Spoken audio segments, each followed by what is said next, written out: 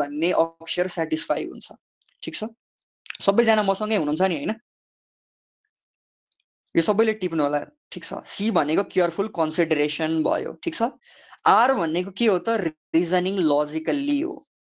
Reasoning logic यो सबै कुराहरू चाहिँ पछि क्रिटिकल थिङ्किङको त्यो युनिट 5-6 मा आउँछ, तर एउटा सुरुमा एउटा बास्केटमा हामीले राखिदियौँ भने तपाईहरुलाई सजिलो हुन्छ क्रिटिकल थिङ्किङ भनेको के हो भनेर बुझ्नको लागि। So R stands for reasoning logically. ठिक छ, भनेपछि हामीलाई के चाहिँदो रहेछ त भन्दाखेरि कुनै पनि आइडियाजलाई कनेक्ट गर्नको लागि, कुनै पनि आर्गुमेन्ट्सलाई, कुनै पनि तर्कलाई इभ्यालुएट गर्नका लागि, मूल्याङ्कन गर्नका लागि के चाहिँदो रहेछ? लजिक चाहिँदो रहेछ। त्यसैले के भयो त्यो? आर फर रिजनिङ लजिकल्ली भन्ने कुरा भयो। आई भनेको चाहिँ आइडेन्टिफाइङ एजम्पसन भनेर छ। आइडेन्टिफाइङ एजम्पसनको बारेमा हामी पछाडि पढ्छौँ, तर कुनै पनि कुरालाई फेस भ्याल्युमै, कुनै पनि कुरा जस्तो एउटा टेक्स्ट छ, त्यो टेक्स्टलाई सरर लिटरल्ली पढ्दाखेरि चाहिँ एउटा अर्थ आउन सक्छ, तर त्यसभित्रको अन्तर्निहित अर्थ भन्छ क्या, त्यसभित्रको इनहेरेन्ट भ्याल्युज हुन्छ, त्यसभित्रको इनहेरेन्ट अर्थज हुन्छ। त्यो इनहेरेन्ट अर्थ के हो भन्ने कुरा थाहा पाउनको लागि हामीले क्रिटिकल्ली थिङ्क गर्नुपर्छ। त्यसलाई हामीले के भन्यौँ? आइडेन्टिफाइङ एजम्पसन भनेको कुनै पनि ल छ मानौँ, अथवा कुनै पनि ललाई चाहिँ हामीले सोझै पढ्दाखेरि एउटा अर्थ आउन सक्छ, तर त्यो आउनु पछाडिको कारण, त्यो आउनु पछाडिको कन्टेक्स्ट, त्यो आउनु पछाडिको चाहिँ भनौँ न डिफ्रेन्ट किसिमका अन्डरलाइङ भ्याल्युज, अजम्पसन्सहरूलाई हामीले हेऱ्यौँ भने त्यो के हुन्छ त भन्दाखेरि यो कारणले आएको ल रहेछ भनेर हामीले थाहा पाउन सक्छौँ हैन? त्यो के भयो? I for identifying the assumption भयो। टी भनेको चाहिँ क्रिटिकलको सिआर आएपछि टी भनेको टेस्टिङ एभिडेन्स भन्छ। टेस्टिङ एभिडेन्स भनेको चाहिँ के हो त भन्दाखेरि त्यही, त्यसलाई भेरिफाई गर्ने, त्यसको क्रेडिबिलिटीलाई चेक गर्ने। र त्यो कुरा कतिको, तीनटा कुरा टिप्नु होला, ट्रस्टवर्दी छ, कतिको क्रेडिबल छ, कतिको रिलायबल छ है। कतिको ट्रस्टवर्दी छ, कतिको क्रेडिबल छ, कतिको रिलायबल छ भनेर त्यसलाई टेस्ट गर्नु पर्यो है। अब आईबाट के आउने भयो? इन्डिपेन्डेन्ट थिङ्किङ भनेको आफ्नो ओपिनियन केही हुनु पर्यो, अथवा आफ्नो इन्टरप्रिटेसन त्यसमा केही हुनु पर्यो भनेको आई भयो। सी भनेको चाहिँ के हो त? Considering different perspectives. Considering different perspectives भनेको के हो त भन्दाखेरि जस्तो कुनै पनि कुरालाई इन्टरप्रेट गर्दाखेरि मेरो आफ्नो इन्टरप्रिटेसन हुनसक्छ, अर्को मान्छेको केही इन्टरप्रिटेसन हुनसक्छ, त्यो भनेको के हो त? दुईटा डिफ्रेन्ट पर्सपेक्टिभ हो नि त हैन? त्यसैले क्रिटिकल लिगल थिङ्किङमा चाहिँ अथवा क्रिटिकलमा सी भनेको चाहिँ कन्सिडरिङ डिफ्रेन्ट पर्सपेक्टिभ्स पनि हो। अनि ए भनेको चाहिँ एनालाइजिङ द कन्सिक्वेन्सेस, त्यसको इम्प्लिकेसन्सहरू, र एल भनेको चाहिँ फाइनल्ली द लजिकल कन्क्लुजन भनेर बुझ्ने। So the journey from C to L भनेको नै क्रिटिकल हो, तर त्यसलाई हामीले यसरी चाहिँ फुल फर्म अथवा चाहिँ त्यसलाई डिकन्स्ट्रक्ट गरेर हेऱ्यौँ, जसले गर्दाखेरि चाहिँ हामीलाई बुझ्नका लागि केही सजिलो भयो है। सो क्रिटिकल थिङ्किङ भनेको यो भयो। अथवा अर्को एउटा कुरा बुझाउँदाखेरि चाहिँ जस्तो हाम्रो सिलेबसमा सब्जेक्टको नाम चाहिँ लिगल इङ्ग्लिस 2 छ, अनि युनिट 4, 5 र 6 मा चाहिँ एउटा पनि वर्ड लिगल युज भएको छैन हैन। यो भन्नुको अर्थ के हो त? अब यसमा पनि केही एजम्पसन्सहरू छ। यो एजम्पसन भनेको चाहिँ जस्तो एउटा के हुन सक्छ, एउटा क्लेम के हुन सक्छ त भन्दाखेरि चाहिँ नि लिगल इङ्ग्लिस भन्ने सब्जेक्टमा भइसकेपछि युनिट 4, 5, 6 मा पनि लिगल पर्सपेक्टिभबाटै हामीले डिफाइन गर्नुपर्छ भन्ने एउटा हुन्छ, किनभने यो एउटा लिगल इङ्ग्लिसको सब्जेक्ट भयो। तर हामीले सुरुमा पनि के भनेका थियौँ त भन्दा युनिट 4, 5, 6 मा एउटा पनि लिगल भन्ने वर्ड युज भएको छैन भन्नुको अर्थ के हो त? हामीले के कुरा पनि यसबाट डिड्युस गर्न मिल्छ, अथवा के कुरा यसबाट हामीले सोच्न मिल्छ त भन्दाखेरि चाहिँ अपार्ट फ्रम लिगल अथवा लिगल स्कोप भन्दा बाहिर पनि क्रिटिकल थिङ्किङ अप्लाई हुन्छ भनेर बुझ्न सकिन्छ। यो कुरा हामीले के गर्यौँ? यही क्रिटिकल थिङ्किङ अप्लाई गरेर नै तपाईहरुलाई सजिलो हुने गरी मैले के मात्रै भन्न खोजेको त भन्दा क्रिटिकल थिङ्किङको स्कोप भनेको चाहिँ लिगल डोमेनमा मात्रै लिमिटेड छैन हैन। त्यो भनेको एउटा जेनरल अरू स्कोपमा पनि लागू हुन्छ, अथवा अरू जेनरल साइन्सेसहरुमा अथवा अरू डिफ्रेन्ट एकाडेमिक डिसिप्लिन्सहरुमा पनि लागू हुन्छ भनेर चाहिँ यो कुरा तपाईहरुले बुझ्नु पर्यो। यहाँसम्म चाहिँ तपाईहरुको क्रिटिकल थिङ्किङमा मैले अहिलेसम्म भनेको कुरा यदि तपाईहरु मसँग हुनुहुन्छ भने सुरुमा मैले एउटा ब्याकग्राउन्डको कुरा गरेँ, त्यसको डिफ्रेन्ट दुईटा सेटिङ हुन्छ, दुईटा स्कोप हुन्छ, एउटा फर्मल र इन्फर्मल स्कोपको कुरा गरेँ। त्यसपछि चाहिँ नि तपाईहरुलाई मैले के कुरा गरेँ त भन्दाखेरि दुईटा स्कुल अफ थट को कुरा गरेँ, त्यसमा एउटा ट्रेडिसनल थिङ्किङ प्याटर्न र क्रिटिकल थिङ्किङ प्याटर्नको कुरा गरेँ, र आर्टिकलमा हरेक सी देखि एल सम्म चाहिँ त्यो वर्ड्सले के डिनोट गर्छ भन्ने कुरा चाहिँ तपाईहरुलाई मैले सुरुमा चाहिँ एउटा बास्केटमा ल्याएर राख्दिएँ। भनेपछि मैले यति भनिसके पछाडी चाहिँ तपाईहरुले व्हाट क्रिटिकल थिंकिङ इज भनेर त यदाकदा बुझ्नुभयो र बुझ्नुहुन्छ पनि।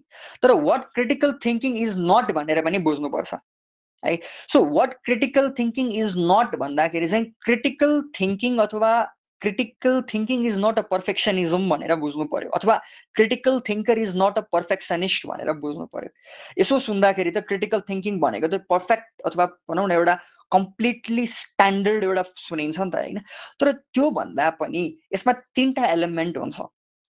क्रिटिकल थिंकर भनेको जहिले पनि ओपन माइन्डेड हुन्छ। मैले अघि पनि भनेको थिएँ नि, ओपन टु डिफरेन्ट पर्सपेक्टिभ्स भनेर अघि भनेको थिएँ हैन। भनेको क्रिटिकल थिंकर भनेको सुरुमा ओपन माइन्डेड हुन्छ भनेको उसले अरूको ओपिनियन पनि सुन्छ, उसले अरूको ओपिनियनलाई पनि सिन्थेसाइज गर्न खोज्छ, अथवा अरूको ओपिनियनलाई रेस्पेक्टफुल्ली रिफ्युट गर्न सक्छ। त्यो के भयो? ओपन माइन्डेडनेसको कुरा भयो। दोस्रो भनेको क्रिटिकल थिंकर भनेको चाहिँ प्रब्लम सल्भर पनि हो, अथवा प्रब्लम सल्भिङमा उसले के गर्छ? वर्क गर्छ। त्यसपछि अर्को भनेको ऊ प्र्याक्टिकल र फ्लेक्सिबल हुन्छ। जस्तो जो क्रिटिकल थिंकर होइन र जो पर्फेक्सनिस्ट हो, ऊ न्यारो माइन्डेड हुन्छ, उसले न्यारो किसिमको पर्सेप्सन बनाएको हुन्छ, ऊ रिजिड हुन्छ। तर क्रिटिकल थिंकर भनेको के हुन्छ? ओपन माइन्डेड हुन्छ, प्रब्लम सल्भिङमा उसले बिलिभ गर्छ र उस के हुन्छ? उसले दिने सल्युसन, उसले राख्ने कुराहरू भनेको चाहिँ प्र्याक्टिकल र फ्लेक्सिबल हुन्छ भनेर बुझ्नु पर्यो। सो क्रिटिकल थिंकिङको ब्याकग्राउन्डमा चाहिँ what critical thinking is not भनेर मैले एन्ड गरेँ। तपाईहरुले एक्जाममा लेख्दाखेरि चाहिँ नि अब व्हाट क्रिटिकल थिंकिङ इज भन्दा सुरु गर्नुभन्दा पहिला म what critical thinking is not भनेर सुरु गर्छु भनेर एउटा ब्याकग्राउन्ड गर्यो भने त्यो के हुन्छ? इन्ट्रेस्टिङ देखिन्छ पनि है। सो यो कुरा भयो क्रिटिकल थिंकिङको। अब क्रिटिकल थिंकिङको हिस्ट्रीको बारेमा क्वेशन सोधिरहेको हुन्छ। हामी 4.1 मा छौं है। अब 4.1 मा छौं, हामी हिस्ट्रीको कुरा गर्छौं। अब हिस्ट्रीमा चाहिँ अब हिस्ट्रीको बारेमा सोध्यो भने हिस्ट्री भनेर कतै लेखेको त अब भनौँ न हाम्रो तपाईहरुको नोटमा लेखेको त छैन। तर हिस्ट्रीको कुरा गर्दै गर्दाखेरिको अवस्थामा तपाईहरुले गर्ने कुरा भनेको चाहिँ यो ग्रीक यो युनानी सभ्यता, ग्रीक सिभिलाइजेसन देखि ग्रीक फिलोसफी देखि चाहिँ तपाईहरुले के गर्नुपर्ने हुन्छ? त्यसलाई सुरु गर्नुपर्ने हुन्छ। जस्तो ग्रीक फिलोसफरमा हामीले जुन जुरिस्प्रुडेन्समा अस्ति पनि सायद पढ्यौं होला, जस्तो प्लेटोका कुरा हुन सक्छ, सोक्रेटिसका कुराहरू हुन सक्छ, सिसेरोका कुराहरू हुन सक्छ। उनीहरूले अप्लाई गरेको रिजनिङ्स हुन्छ, उनीहरूले अप्लाई गरेको भनौँ न एउटा थिंकिङ प्याटर्न्स हुन्छ, थिंकिङ मेथड्स हुन्छ हैन।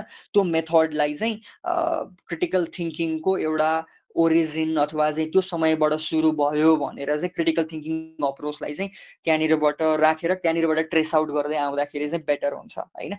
तर मेन यसबाट सोध्ने भनेको के हो त? क्रिटिकल थिंकिङलाई एक्जाममा डिफाइन क्रिटिकल थिंकिङ भनेर सोध्यो भने चाहिँ तपाईहरुले 3 वा 4 वटा चाहिँ जुरिस्टको बारेमा अथवा सरी फिलोसोफरको बारेमा चाहिँ लेख्नु पर्ने हुन्छ। त्यो डिफाइन भन्ने वर्ड युज गर्यो भने चाहिँ। तर डिफाइन भन्ने वर्ड युज गरेको छैन। व्हाट इज क्रिटिकल थिंकिङ भनेको छ भने तपाईको आफ्नो इनपुट आउने भयो, डिफाइन पनि गर्नुपर्ने भयो। यो दुईटै कुरा हुने भयो। तर डिफाइन भन्दाखेरि चाहिँ मान्छेको फिलोसोफरको नाम छुटाउनु हुँदैन। अब तपाईहरु नोटमा हेर्दै हुनुहुन्छ भने त्यहाँनिर भएकै नामहरूलाई म लिन्छु र त्यो बुझाउँदै जान्छु, तपाईहरुलाई बुझ्न सजिलो हुन्छ। यहाँ जे छ त्यही दुरुस्तै अक्षर छ, वर्ड बाइ वर्ड लेख्नुपर्छ भन्ने छैन। जस्तो फर एक्जाम्पल यहाँनिर जोन डेवी भनेर छ, JOHNDEWEY, जो अमेरिकन फिलोसोफर हो र जसलाई father of modern critical thinking tradition भनेर राखिएको छ हैन। सो एक्जाममा के गर्न सकिन्छ त भन्दाखेरि जोन डेवी भन्ने अन्डरलाइन गरिदिने, अनि जोन डेवीको तल चाहिँ एउटा सर्ट प्याराग्राफ लेखिदिने। जोन डेवीको मेन कन्टेन्सन चाहिँ के थियो त हैन, उसको मेन कन्टेन्सन चाहिँ के कुरामा बेस्ड थियो भन्ने कुरा चाहिँ गर्ने हो। जस्तो जोन डेवी भन्ने बित्तिकै तपाईहरुले याद गर्नुपर्ने भनेको चाहिँ के हो त? रिफ्लेक्टिभ थिंकिङ हो भनेर बुझ्नु पर्यो है। रिफ्लेक्टिभ थिंकिङ भनेको चाहिँ के हो त भन्दाखेरि रिफ्लेक्टिभ थिंकिङ भनेको चाहिँ आफ्नै थट्स अथवा चाहिँ आफूले राख्ने थट्स, आफूले राख्ने भनौँ न आफ्नो कुनै एक्सन हुन सक्छ, आफ्नो एक्सपिरियन्सेसहरु हुन्छ, त्यो आफैले इभ्यालुएट गर्ने, सेल्फ इभ्यालुएट गर्ने थिंकिङलाई चाहिँ के भनिन्छ त भन्दाखेरि रिफ्लेक्टिभ थिंकिङ भनेर भनिन्छ। भनेको यसलाई नर्मली हामीले बुझ्दाखेरि चाहिँ मेरो रिफ्लेक्टिभ थिंकिङ भने चाहिँ के हुन सक्छ भन्दाखेरि चाहिँ आजको दिनमा मैले तपाईहरुलाई केही पढाएँ, हैन। मैले तपाईहरुलाई पढाउँदाखेरि मेरो केही थट प्रोसेसहरु त्यहाँनिर इन्भल्भ भइराछ होला, तर मैले यो क्लास 1 घण्टामा सकिदाखेरि चाहिँ तपाईहरुलाई यसरी पढाउनु पर्थ्यो, म यहाँनिर चुकेँ हैन। अथवा मैले यो कुराहरु चाहिँ भनेको भए हुन्थ्यो, यो कुरा भनेको भए चाहिँ that would have sound more logical अथवा that would have sound more reasoned हैन। त्यो भनेको भए चाहिँ के भयो त भन्दाखेरि त्यो मेरो लागि रिफ्लेक्टिभ थिंकिङ भयो के। सो जोन डेवीको पहिलो कन्टेन्सन भनेको चाहिँ के थियो त रिफ्लेक्टिभ थिंकिङ थियो भनेर बुझ्नु पर्यो।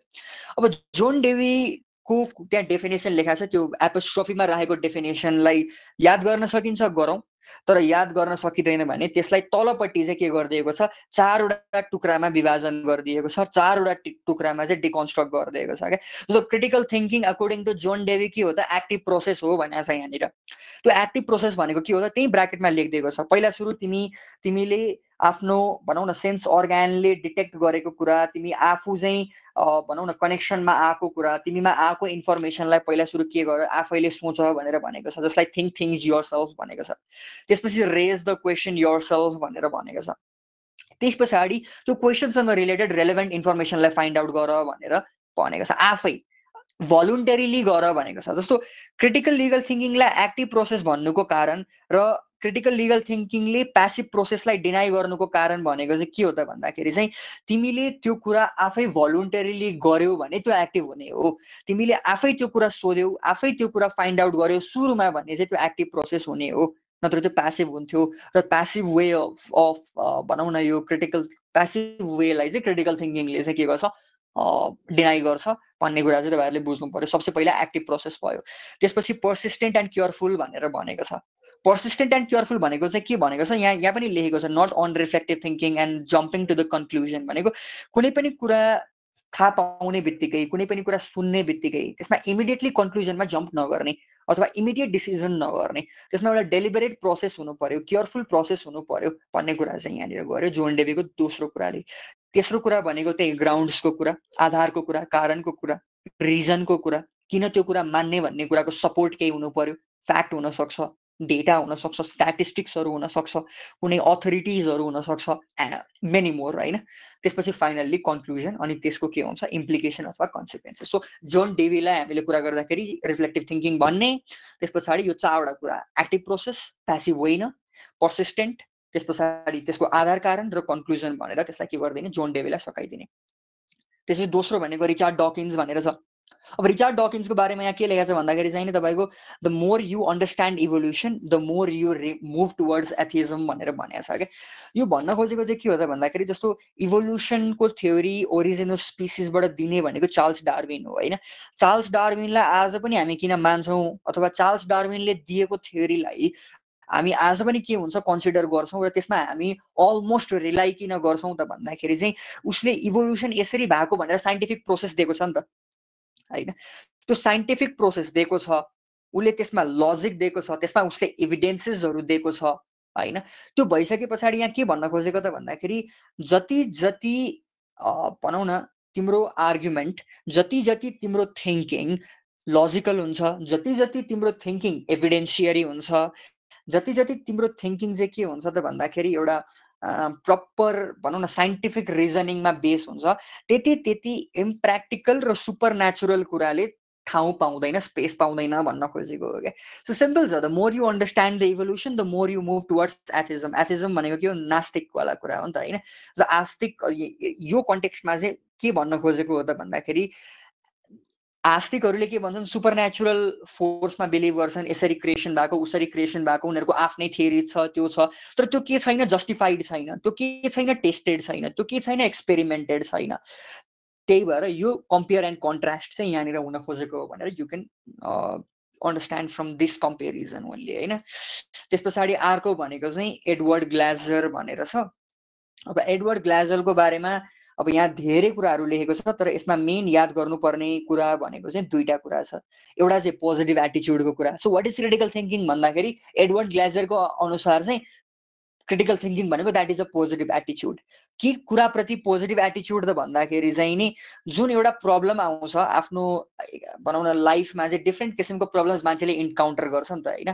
त्यो प्रब्लम प्रति पोजिटिभ एटिच्युड राख्नु र थटफुल हुनुलाई नै के भन्यो त उसले क्रिटिकल थिङ्किङ हो भनेर भन्यो। जस्तो डिफ्रेन्ट प्रब्लम्सहरू एउटा मान्छेले इन्काउन्टर गर्छ, तर जो मान्छेले भनौँ न थटफुल नभइकन, रिफ्लेक्टिभली थिङ्क नगरिकन, त्यसलाई कन्फ्रन्ट नगरिकन होइन डिरेक्टली कन्क्लुजनमा जम्प गर्छ भने त्यो क्रिटिकल थिङ्किङमा पर्दैन, त त्यो क्रिटिकल थिङ्कर होइन भनेर चाहिँ नि उसले के गरिदिएको छ, क्याटेगोराइज गरिदिएको अवस्था छ। सो एडवर्ड ग्लाजरको कुरा चाहिँ त्यो भयो। सबै कुरा लेख्नु पर्दैन, एउटा डेफिनेसन हामी मेन हेर्छौँ, त्यस पछाडि हामी यसलाई सकाइदिन्छौँ ल। अब रिचार्ड पल भनेर छ, रिचार्ड पलमा चाहिँ मेटाकग्निसन भनेर छ। त्यो पोर्सनमा तपाईँहरू मैसँगै हुनुहुन्छ नि होइन, नम्बर ईमा हेर्नुहोस् त, देख्नुभयो भने त्यो लाइक चाहिँ यहाँ मलाई सिग्नल गरिदिनुहोस् त, म अनि त्यस पछाडि तपाईँहरूलाई त्यो बुझाउँछु अनि हामी नेक्स्टमा मुभ गर्छौँ ल। मेटाकग्निसन भनेर छ, कुनै समय फुर्सद पाउनुभयो भने गुगलमा विचारमाथि विचार गरियोस् भनेर लेख्नु होला।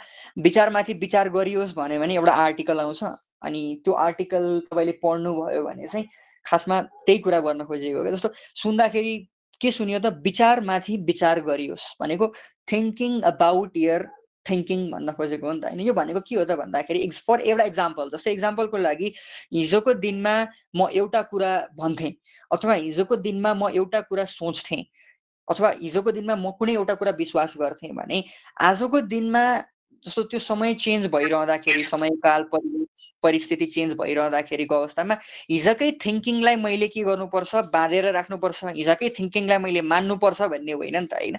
भनेको थिङ्किङ अबाउट यर थिङ्किङ भनेको चाहिँ के हो त भन्दाखेरि के कुरामा अवेर हुने त, के कुरामा अवेर हुने त भन्दाखेरि आफ्नै थट प्रोसेसको बारेमा अवेर हुने, अथवा मैले यो सोच्दैछु, मैले यो सोचेको कुरा चाहिँ भ्यालिड छ कि छैन भनेर फेरि त्यो माथि के गर्ने, थिङ्क गर्ने, रिथिङ्क गर्ने, त्यो नै के हो त थिङ्किङ अबाउट द थिङ्किङ, जसलाई मेटाकग्निसन भनेर भनिन्छ, जसले कुनै पनि मान्छेको सोच्ने प्रक्रियालाई अझै बेटर बनाउँछ भन्ने पर्सपेक्टिभबाट चाहिँ मेटाकग्निसनको कन्सेप्ट चाहिँ डेभलप भएको हो भनेर तपाईँहरूले बुझ्नु पर्यो। मेटाकग्निसन भनेको नर्मल्ली रिचार्ड पल भन्ने बित्तिकै मेटाकग्निसन भनेको नै के हो त भन्दाखेरि चाहिँ रिथिङ्क गर्नु हो, थिङ्किङ अबाउट यर थिङ्किङ हो भनेर चाहिँ नि तपाईँहरूले बुझ्नुपर्ने हुन्छ। अब यसमा 4.1 मा तपाईँहरूले हेर्नुपर्ने कुरा के छ, वाट इज क्रिटिकल थिङ्किङ मैले यति भनिसके पछाडि सायद तपाईँहरूले केही लेख्न होइन धेरै लेख्न सक्नुहुन्छ। त्यस पछाडि यहाँनिर अर्को के छ, हाउ टु इम्प्रुभ इट भनेर भनेको छ। जस्तो मैले सुरुमै भनेको थिएँ क्रिटिकल थिङ्किङ भनेको चाहिँ नि पर्फेक्सनिजम होइन, अथवा पर्फेक्सनिस्ट होइन, अथवा यो भनेको एउटा कन्टिन्युअस प्रोसेस हो भन्ने बुझ्नु पर्यो। त्यो मैले भनिरहँदाखेरि त्यो कन्टिन्युअस प्रोसेस कसरी हो भन्ने कुरा सिलेबस आफैले पनि के भनिदिरहेको छ त भन्दाखेरि हाउ टु इम्प्रुभ इट भनिरहेछ। भनेको यो के हुन्छ, डिफ्रेन्ट फ्लजहरू हुन्छ क्या मान्छेले सोच्ने कुरामा, मान्छेले चाहिँ लेख्ने कुरामा डिफ्रेन्ट फ्लजहरू हुन्छ, त्यसलाई हरेक समयमा त्यसको इम्प्रोभाइजेसनको स्कोप भइरहेको हुन्छ होइन। हो त्यो इम्प्रोभाइजेसनको स्कोपलाई नै सिलेबसले अन्डरस्कोर गर्न खोजेको हो, हाइलाइट गर्न खोजेको हो। सो अब यसमा चाहिँ हाउ टु इम्प्रुभ भन्ने कुरामा चाहिँ एडवर्ड ग्लासरले जुन यहाँनिर चाहिँ केही एबिलिटिजहरू अथवा केही यहाँ 8-9वटा जुन पोइन्ट्सहरू लेखिदिएको छ, त्यो पोइन्ट्सहरू नै के हो त भन्दाखेरि चाहिँ नि how to improve the critical thinking. जस्तो how to improve the critical thinking भन्दै गर्दाखेरि चाहिँ हामीले माथि भनेको कुराबाट पनि धेरै कुराहरू भन्न सक्छौँ नि त। जस्तै how to improve critical thinking भन्दाखेरि चाहिँ त्यसमा एक्टिभली लाग्ने, क्वेसन्स रेज गर्ने होइन, स्केप्टिकल हुने, क्युरियस हुने, इन्फर्मेसन्सहरू आफै फाइन्ड आउट गर्ने होइन, अनि त्यस पछाडि रिफ्लेक्टिभ थिङ्किङको बानी बसाल्ने, कल्चर बसाल्ने, ह्याबिट बसाल्ने, इमिडिएट डिसिजन्स नगर्ने होइन, कुनै पनि कुराको चाहिँ कन्सिक्वेन्सेस र इम्प्लिकेसन के हुन्छ भन्ने कुराहरू थाहा पाउने होइन, त्यसपछि कुनै पनि प्रब्लममा चाहिँ के हुने त्यसलाई कन्फ्रन्ट गर्ने, त्यसप्रति पोजिटिभ एटिच्युड राख्ने होइन। यही कुराहरू नै त हो नि हाउ टु इम्प्रुभ भन्ने कुरा। हामीले जे माथि कुरा गऱ्यौँ त्यसलाई नै हामीले के गर्न सक्छौँ, एक्सट्र्याक्ट गर्न सक्छौँ। त्यो बाहेक अलावाका कुराहरू भनेको यहीँ पनि लेखा छ, टु रिकग्नाइज प्रब्लम भनेको पहिला समस्या पहिचान गर्ने कुरा गरेको छ, त्यस पछाडि त्यो प्रब्लम अनुसारको चाहिँ त्यो प्रब्लमलाई सल्भ गर्नको लागि के उपायहरू छन् त्यसलाई क्लासिफाई गर्ने, इन्फर्मेसन्सहरू लिने होइन। त्यही कुराहरूलाई यहाँनिर के गरिदिएको छ, अन्डरलाइन गरिदिएको छ, यहीँ लेखिदिएको छ, केही बेसिक कुराहरू लेखिदिएको छ। त्यो नै के हो त भन्दाखेरि क्रिटिकल थिङ्किङलाई इम्प्रुभ गर्ने तरिका हो भनौँ, अथवा चाहिँ मोड्सहरू हो भनौँ, त्यही नै हो है। सो क्रिटिकल थिङ्किङ स्किल्सहरू कसरी बढाउन सकिन्छ भन्ने कुरालाई यहाँबाट तपाईँहरूले आफ्नै तरिकाले यो बुझाइको अनुसार लेख्न सक्नुहुन्छ नि होइन। मलाई लाइक सिग्नल गरिदिनु होला। ठिक छ। त्यसपछि दोस्रोमा के छ, identifying the reasons and the conclusion भनेर छ। सो अब हामीले के हेर्नु पर्यो त, आइडेन्टिफाइङ रिजन्स एन्ड कन्क्लुजन। यसभित्र चाहिँ हामीले के हेर्नुपर्छ भन्ने कुरा हो। जस्तो हामीले कुनै पनि कुरा आर्ग्यु गर्दा अथवा हामीले कुनै पनि कुरा भन्दा अथवा कुनै पनि कुरा एक्सप्रेस गर्दाखेरि चाहिँ हाम्रो मोटिभ भनेको के हुन्छ त भन्दाखेरि कसैलाई के कुरा चाहिँ विश्वास दिलाउनु हैन, केही कुरालाई केही कुरामा चाहिँ उसले भनेको कुरा ट्रस्टवर्दी छ, रिलायबल छ र मेरो पोइन्ट अफ भ्युज हुन्छ, मेरो पोइन्ट अफ भ्यू चाहिँ सुन्नको लागि लायक छ कम्तीमा भन्ने कुरा के कुराले चाहिँ भनौँ न त्यसमा चाहिँ रोल प्ले गर्छ त भन्दाखेरि चाहिँ त्यसमा रिजनले रोल प्ले गर्छ। रिजन भनेको त नर्मल्ली एउटा हामी सामान्य सुझबुझले पनि के भन्न सक्छौँ त भन्दाखेरि चाहिँ त्योभन्दा पछाडिको के हो त कारण हो अथवा चाहिँ त्योभन्दा पछाडिको चाहिँ के हो, आधार हो भन्ने कुरा हामीले बुझ्न सक्छौँ त हैन। सो रिजनिङ भनेको चाहिँ पहिला सुरु रिजनकै कुरा गरौँ। सो रिजन भनेको के हो त भन्दाखेरि चाहिँ कसैलाई केही कुरा पर्सुएड गर्नको लागि अथवा केही कुरा चाहिँ त्यो मान्छेले एक्सेप्ट गरोस् भन्नको लागि चाहिँ भनौँ न दिइने एउटा के हो त स्टेटमेन्ट्स हो भनौँ अथवा दिइने कुनै कुरा हो भनौँ हैन। सो त्यो भनेको चाहिँ रिजन्स भयो हैन। सो अब यसमा दुईटा कुरा चाहिँ इम्पोर्टेन्ट हुन्छ। जस्तो कसैले केही कुरा भन्दै गर्दा, कसैले केही कुरा एक्सप्रेस गरिरहँदाखेरि चाहिँ उसले कस्तो किसिमको रिजनिङ युज गरिरहेछ भन्ने कुरा थाहा हुनु पर्यो। अब म रिजनिङ भनेको के हो भन्ने कुरा तपाईँहरूलाई बुझाउँछु पहिलो कुरा। अनि आफूले रिजनिङ प्रयोग गर्दाखेरि के कुरामा चाहिँ ध्यान दिने भन्ने कुरा दुईटा कुरा थाहा पाउनु पर्यो। सो 4.2 ले डिमान्ड गरेको दुईटा कुरा भनेको चाहिँ के हो त भन्दाखेरि चाहिँ कसैले केही कुरा पर्सुएड गर्दैछ। फर एक्जाम्पल मैले तपाईँलाई यो तकरिबन यो 30 मिनटमा अघिदेखि केही कुरा पर्सुएड गरेको गरेछु नि त हैन। अब मैले पर्सुएड गर्ने कुरामा मेरो आफ्नै रिजन छ। मैले पर्सुएड गर्ने कुरामा मेरै आफ्नै के छ त भन्दाखेरि चाहिँ केही तर्कहरू छन् हैन। मेरै केही एजम्पसन्सहरू छन्, मेरै केही कन्सेप्ट्सहरू छन्। अब त्यो कुरालाई तपाईँले सोझै सहजै स्वीकार गर्नुभयो भने तपाईँ अघि मैले फेरि अघिकै कुरामा ल्याएँ, ट्रेडिसनल थिङ्किङ प्याटर्नमा बिलिभ गर्नुहुन्छ। मैले भनेको कुरालाई फेरि टेस्ट गर्नुहुन्छ यो क्लास पछाडि भने तपाईँ के हुनुभयो, क्रिटिकल थिङ्कर हुनुभयो। सो रिजनिङको कुरा त्यो भयो हैन। सो दोस्रो कुरा चाहिँ हामीले यहाँनिर रिजनिङमा बुझ्नुपर्ने भनेको ल्याङ्ग्वेज अफ रिजनिङ भनेर छ। यसमा रिजनिङमा दुईटा तीनटा इन्डिकेटर्स हुन्छ। यो तीनटा इन्डिकेटर्स तपाईँहरूले थाहा पाउनु पर्यो। यो तपाईँहरूको नोटमा पनि छ है। सो कुनै पनि कुरा रिजन गर्दाखेरि चाहिँ त्यसमा जस्तो मानौ देयरफोर प्रयोग भएको छ भने त्यो कन्क्लुजन हो भन्ने बुझिन्छ। यो त एकदम कमन कुरा भयो नि त हैन। हो त्यस्तै किसिमका इन्डिकेटर्सहरू यहाँनिर राखिदिएको छ जसमा कन्क्लुजन इन्डिकेटर्स भनेर भनेको छ। तीनटा इन्डिकेटर्स हुन्छ, एउटा कन्क्लुजन इन्डिकेटर्स, एउटा रिजन इन्डिकेटर्स, अर्को argument indicators. So conclusion indicators भित्र पर्ने केही कुराहरू चाहिँ देयरफोर, सो, हेन्स, दस भनेको यो भन्नुको अर्थ के हो त भन्दाखेरि चाहिँ कुनै पनि भन्ने मान्छेले तसर्थ भनेर भनिरहेछ भने उसले त्यो कुरालाई के गर्दैछ, कन्क्लुड गर्दैछ अथवा त्यो कन्क्लुजनको एन्डिङवाला फेज भयो। यो कन्क्लुजन भनेको चाहिँ निष्कर्ष दिइरहेछ। त्यस कारणले भन्यो भने चाहिँ हैन, यो भएको कारणले गर्दाखेरि चाहिँ यो हो निष्कर्ष भन्ने भयो भने त्यो के भयो, कन्क्लुजन इन्डिकेटर्स भयो। सो कन्क्लुजन इन्डिकेटर्समा के पर्छ भन्ने कुरा तपाईँहरूले अलिअलि हेर्नु पर्यो। देयरफोर, सो, हेन्स, दस, कन्सिक्वेन्टली यो कुराहरू यसमा आउने भयो। त्यसपछि रिजन इन्डिकेटर्स भनेर छ। रिजन इन्डिकेटर्समा चाहिँ बिकज, सिन्स, फर यो जुन कुराहरू इन्डिकेटर्स छ यो इन्डिकेटर्सहरूलाई चाहिँ रिजन इन्डिकेटर्समा राखिएको छ। अनि आर्गुमेन्ट इन्डिकेटर्स भनेर छ। ठिक छ। सो ल्याङ्ग्वेज अफ रिजनिङ भनेर सायद यहाँ लेखिएको छ। ल्याङ्ग्वेज अफ रिजनिङमा चाहिँ तीनटा इन्डिकेटर्सको बारेमा हामीले हेर्नुपर्ने हुन्छ। एउटा कन्क्लुजन इन्डिकेटर्स, एउटा रिजन इन्डिकेटर्स अनि त्यस पछाडि चाहिँ आर्गुमेन्ट इन्डिकेटर्स भनेर छ। त्यसपछि पोइन्ट नम्बर 5 मा तपाईँले हेर्नुभयो भने जस्तो एक्जाममा मानौ सोधेको त छैन तर ल्याङ्ग्वेज अफ रिजनिङ के हो भनेर मात्रै सोध्यो भने पनि त्यसमा केही कुराहरू हुन्छ। जस्तै सबसे पहिला भनेको चाहिँ तपाईँले केही कुरा क्लेम गर्दाखेरि चाहिँ कुन ल्याङ्ग्वेज अफ रिजनिङ युज गर्ने।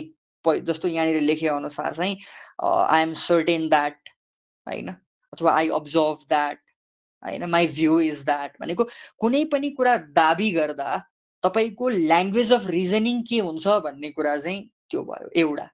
सो यसको एउटा क्लस्टर के रहेछ, वाइल एक्सप्रेसिङ अ क्लेम भनेर बुझ्नु पर्यो। दोस्रो while making an assumption गर्दाखेरिको language of reasoning के हुनु पर्यो, आई एम अज्युमिङ द्याट, होइन, मैले यो कुरा अज्युम गर्दैछु, मलाई यो लाग्दैछ भन्ने कुरा चाहिँ के भयो, आई एम अज्युमिङ द्याट भयो। त्यस पछाडि हामीले चाहिँ के छ भन्दाखेरि कन्क्लुजनको लागि रिजन दिँदाखेरि चाहिँ के, बिकजका कुराहरू, द रिजन्स आर भनेर यो जुन 8-9 वटा कुराहरू यहाँ दिएको छ त्यो चाहिँ के हो त भन्दाखेरि चाहिँ ल्याङ्ग्वेज अफ रिजनिङ हो भनेर तपाईँहरूले बुझ्नुभयो। तपाईँसँग हातमा नोट छ भन्ने मैले अपेक्षा गरेको छु, त्यही भएर मैले त्यसलाई सरसर्ती तपाईँहरूलाई भनिदिएको मात्रै हो है। सो यो भनेको के भयो त भन्दाखेरि रिजनिङका इन्डिकेटर्सहरू र रिजनिङमा युज हुने ल्याङ्ग्वेजेसहरू, वर्ड्सहरू र फ्रेजेसहरू के हो भन्ने कुरा चाहिँ त्यो भयो। त्यस पछाडि अब तपाईँहरूलाई मेन आउने कुरा भनेको चाहिँ के हो त भन्दाखेरि 4.3 मा चाहिँ डिफ्रेन्ट प्याटर्न्स अफ रिजनिङ भनेर छ, अथवा डिफ्रेन्ट काइन्ड्स अफ रिजनिङ भनेर टाइप्स सोध्न सक्छ एक्जाममा। त्यो भन्दै गर्दा 4वटा अथवा चाहिँ 3टालाई राम्रोसँग एक्सप्लेन गरिदिनु भयो भने त्यो पुग्छ। सबसे पहिलो भनेको चाहिँ नि नर्मल फर्म अफ रिजनिङ अथवा सिम्पलेस्ट फर्म अफ रिजनिङ भनेर छ। नर्मल फर्म अफ रिजनिङ र सिम्पलेस्ट फर्म अफ रिजनिङमा चाहिँ के हुन्छ त भन्दाखेरि एउटा रिजन हुन्छ, एउटा कन्क्लुजन हुन्छ, त्योभन्दा बढी केही पनि हुँदैन, होइन।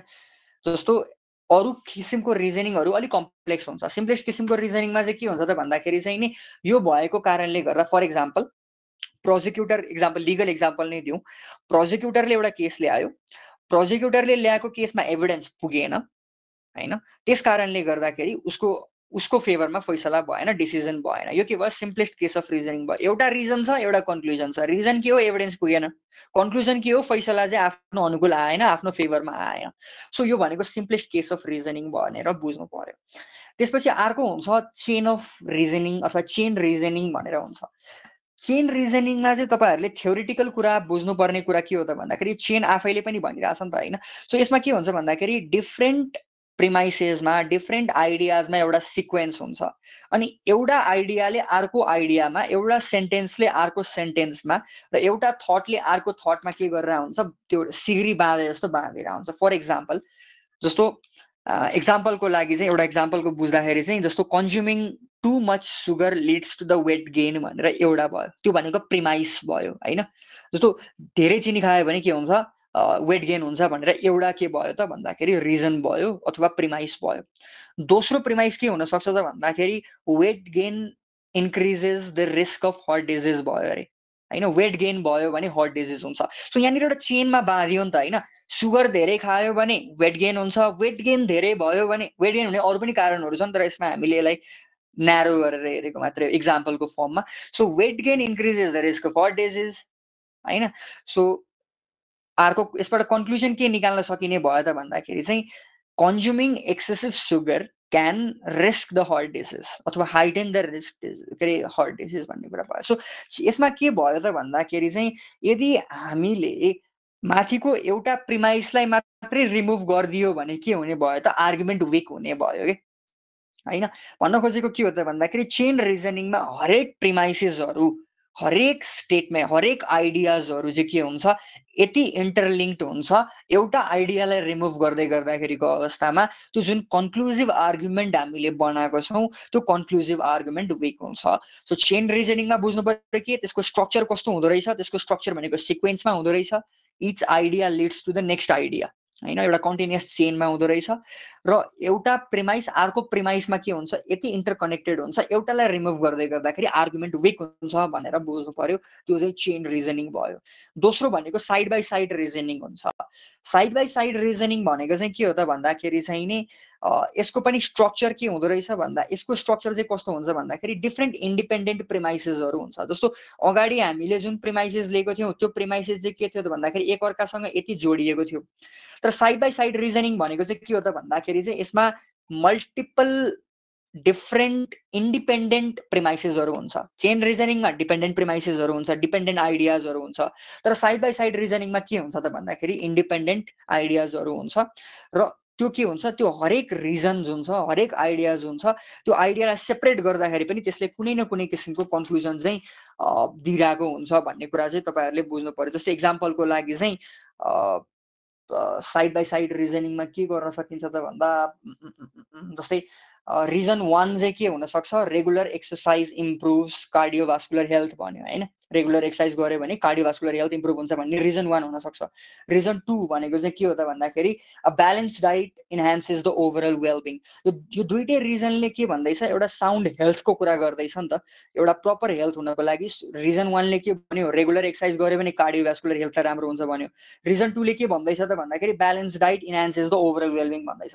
सो यसबाट कन्क्लुजन के निकाल्न सकिन्छ त हामीले साइड बाई साइड रिजनिङबाट भन्दाखेरि चाहिँ हेल्दी लाइफस्टाइल मेन्टेन गर्नु चाहिँ एसेन्सियल छ। भनेपछि यहाँनिर के भयो, दुईटा रिजनलाई सेपरेट गर्दाखेरि पनि एउटा कन्क्लुजन त दिइरहेछ नि त हैन। सो त्यसलाई के भन्यो, side by side reasoning use भइरहेको छ भने reason 1, reason 2, reason 3 many more reasons and a conclusion छ भने त्यसलाई के भन्यो, साइड बाई साइड रिजनिङ भनेर चाहिँ बुझ्न सकिन्छ। त्यस पछाडि जोइन्ट रिजनिङ हुन्छ। जोइन्ट रिजनिङ भनेको चाहिँ के हो त भन्दाखेरि चाहिँ यसमा के हुन्छ, मल्टिपल प्रेमाइसेसहरू हुन्छ र त्यो मल्टिपल प्रेमाइसेसहरूलाई यसरी कम्बाइन गरिन्छ। त्यो कम्बाइन गरेको प्रेमाइस मध्ये एउटा आइडियालाई रिमुभ गर्दाखेरि पनि त्यो के हुन्छ, त्यो आर्गुमेन्ट चाहिँ विकन हुन्छ भन्ने कुरा चाहिँ के भयो, त्यो जोइन्ट रिजनिङ भयो। सो चेन अफ रिजनिङ र जोइन्ट रिजनिङमा चाहिँ के हुन्छ, मोर ओभर हामीले चाहिँ त्यसलाई सँगसँगै राखेर चाहिँ हेऱ्यो भने बुझ्न सजिलो हुन्छ भन्ने कुरा भयो। सो एउटा चाहिँ सिम्पलेस्ट फर्म अफ रिजनिङ भयो। दोस्रो भनेको चाहिँ नि चेन अफ रिजनिङ भयो, चेन रिजनिङ भयो। त्यस पछाडि साइड बाई साइड रिजनिङ भयो। त्यस पछाडि चाहिँ तपाईँहरूले बुझ्नुपर्ने जोइन्ट रिजनिङ हो, अथवा जोइन्ट रिजनिङको एक्जाम्पल चाहिँ त्यहाँ प्रपर एक्जाम्पल अझै त्यसमा सुरेन्द्र सरको नोटमा पनि दिएको छ, त्यसलाई पनि तपाईँहरूले रिभिजिट एकचोटि गर्नु होला है त। यो भयो तपाईँहरूको रिजनिङको टाइप्सको बारेमा। अब युनिट 4 मा चाहिँ तपाईँहरूलाई यहाँ मध्येबाट के कन्फ्युजन छ भने सोध्नुहोस्, र छैन भने चाहिँ हामी अगाडि प्रोसिड गर्न सक्छौँ। सबैले बुझ्नुभयो क्रिटिकल थिङ्किङको यो पोर्सनलाई चाहिँ?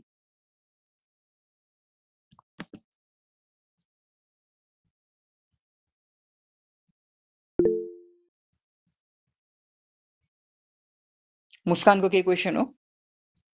हजुर दाइ, जुन हाम्रो क्वेसन नि फ्रिक्वेन्टली सोध्ने गरिरहेछ नि, क्रिएटिभ थिङ्किङ भनेको के हो, त्यसलाई पनि एन्सर लेख्दाखेरि के क्रिएटिभ थिङ्किङ भनेको के हो, अनि त्यसपछि त्यो कसरी लेख्ने, हल्का एक्सप्लेन गरिदिनु न त्यसको बारेमा। ठिक छ।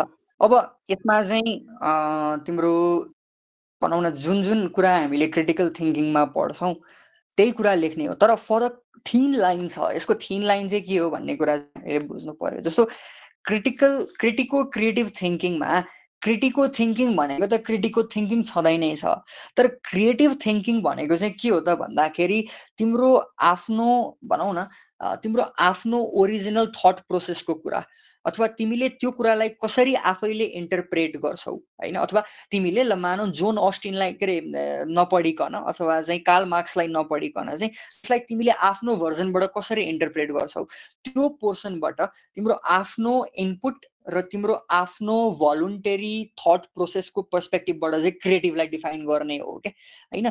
त्यसलाई सुरुमा चाहिँ तिमीले इन्ट्रोडक्टरी रूपमा लेखिसके पछाडि चाहिँ क्रिटिको क्रिएटिभ थिङ्किङलाई हामीले क्रिटिकल थिङ्किङमा जे पढ्छौँ त्यसलाई कन्टेक्स्चुअली सेम तरिकाले एन्सर लेख्दा अथवा त्यही तरिकाले गर्दा हुन्छ।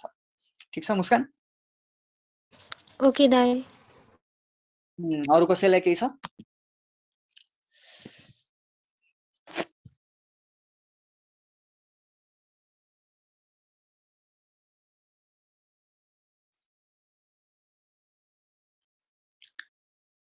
ल ठिक छ।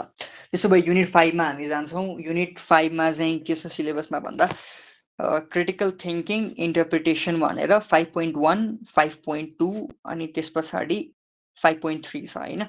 सो यसमा बढी क्वेसन सोध्ने भनेको चाहिँ 5.2 र 5.3 बाट हो हैन, तर 5.1 लाई हामी के गर्दैनौँ, नजरअन्दाज गर्दैनौँ। यसमा सबैभन्दा पहिला चाहिँ हामी इन्टरप्रिटेसन भन्ने कुरालाई चाहिँ हामी बुझ्छौँ। सो इन्टरप्रिटेसन भनेको त हामी सबैले बुझ्छौँ नि त हैन। इन्टरप्रिटेसन भनेको के हो त, त्यसलाई सरल रूपमा भन्नुपर्दा नेपालीमा ठ्याक्कै भन्नुपर्दाखेरि चाहिँ त्यो व्याख्या भयो हैन। जस्तो कुनै कुराले सहज अर्थ दिएको छैन, अथवा भनौँ कुनै कुरालाई अझै सहज रूपमा बुझाउनु पर्ने छ, इजी रूपमा त्यसलाई बुझाउनु पर्ने छ भने हामीले के को सहारा लिन्छौँ अथवा के को चाहिँ माध्यम लिन्छौँ त भन्दाखेरि हामी त्यसलाई इन्टरप्रिटेसन भनेको कुनै पनि मान्छेलाई कुनै पनि अडियन्सलाई चाहिँ त्यो पिस अफ इन्फर्मेसन अथवा त्यो पिस अफ भनौँ न त्यो पिस अफ डेटा अथवा चाहिँ भनौँ त्यो कुनै राइटिङ्सले चाहिँ मेक सेन्स गर्नको लागि अथवा त्यो सरल रूपमा बुझाउनको लागि त्यो इन्फर्मेसन उनीहरूमाझ पुर्याउनको लागि चाहिँ हामी त्यसलाई के गर्छौँ सिम्प्लिफाई गर्नको लागि चाहिँ इन्टरप्रिटेसन गर्छौँ।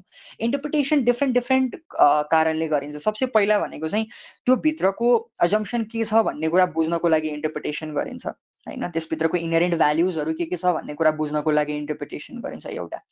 दोस्रो भनेको यदि त्यसमा अस्पष्टता छ भने त्यसमा इन्टरप्रिटेसन गरिन्छ। त्यसपछि त्यसको एम्बिग्युटिजहरू त्यस पछाडि त्यसको कन्टेक्स्टहरू थाहा पाउनको लागि चाहिँ के गरिन्छ इन्टरप्रिटेसनमा गइन्छ। जस्तो त्यो कुन कन्टेक्स्टमा बनेको हो त्यो कुन कन्टेक्स्टमा भनिएको हो हैन।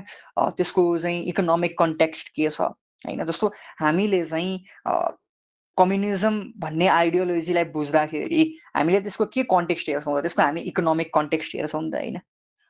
हौ त्यसरी नै हामी के गर्छौँ त भन्दाखेरि कुनै पनि कुरा बुझ्नको लागि कुनै पनि कुरा इन्टरप्रेट गर्दाखेरि चाहिँ जस्तो त्यसको हामी के गर्छौँ इकोनोमिक कन्टेक्स्ट पोलिटिकल कन्टेक्स्ट हैन अथवा चाहिँ हिस्टोरिकल कन्टेक्स्ट कल्चरल कन्टेक्स्ट जुन छ त्यो कन्टेक्स्टहरू हेर्छौँ। भनेपछि इन्टरप्रिटेसनको मेन काम भनेको नै के हो त भन्दाखेरि जे कुरा चाहिँ कभर्ड छ त्यो कुरालाई अनकभर गर्ने हो, त्यसलाई अझै क्लियर बनाउने हो, त्यसलाई अझै स्पेसिफिक बनाउने हो हैन। त्यसलाई के बनाउने कन्क्रिट बनाउने हो, वेग बनाउने होइन। सो मोरओभर युनिट 5 ले माग्ने कुरा भनेको इन्टरप्रिटेसन भित्र हामीलाई एजम्पसनको कुरा कन्टेक्स्टको कुरा चाहिँ यहाँनिर राखिएको छ। सो वाट इज एजम्पसन भन्ने कुरा चाहिँ के हो त भन्दाखेरि एजम्पसन भनेको चाहिँ के हो त भन्दाखेरि जुन कुनै पनि राइटरले कुनै पनि स्पिकरले चाहिँ त्यो कुरा एक्सप्रेसली भनेको छैन हैन। त्यो कुरा उसले लेखेको छैन उसले भनेको छैन तर उसले त्यो कुरा चाहिँ अन्डरलाइङ रूपमा हैन भनौँ न मनमा नै त्यो कुरालाई के भनिरहेछ मानिरहेको छ भन्ने कुरा भयो। जस्तो एजम्पसनको एउटा लिगल एक्जाम्पल नै म तपाईँहरूलाई दिन्छु। एउटा जस्तो एक्जाम्पलको लागि पुलिसमा भएको बयान जुन छ पुलिसमा भएको बयानलाई कन्फेसनलाई कोर्टमा लिँदैन। अब यसको अन्डरलाइङ एजम्पसन के हुन्छ त भने प्रहरीमा भएको कन्फेसन जुन छ प्रहरीमा भएको बयान जुन छ त्यो चाहिँ फोर्सफुल्ली गरिएको छ भनेर अजम्पसन गरिन्छ। अब यो अजम्पसन ट्रु हो कि फल्स हो भन्ने कुरा आइडेन्टिफाई गर्नु पर्यो। सो हामीले एजम्पसन पढ्दै गर्दाखेरि चाहिँ whether that assumption is valid whether that assumption is reliable whether that assumption is trustworthy whether that assumption is tested by other evidences whether that assumption supports the conclusion यो जे छ नि यो कुराहरू यसमा पनि अप्लाई हुन्छ। जस्तै मैले के भनिरहेको थिएँ तपाईँहरूलाई भन्दा पुलिसमा भएको कन्फेसनलाई हामी कोर्टमा लिँदैनौँ भन्नु पछाडिको अजम्पसन भनेको के हो त्यहाँ फोर्सफुल्ली भएको हुन्छ भन्ने त्यो अन्डरलाइङ अजम्पसन हो। कहीँ लेखेको छैन तर त्यो अन्डरलाइङ अजम्पसन हो। अनि कोर्ट रुममा भएको फेरि कन्फेसनलाई चाहिँ फेरि त्यसलाई चाहिँ फ्री विलमा भएको मानिन्छ भनेको के हो त भन्दाखेरि त्यो के हो त अजम्पसन नै हो हैन।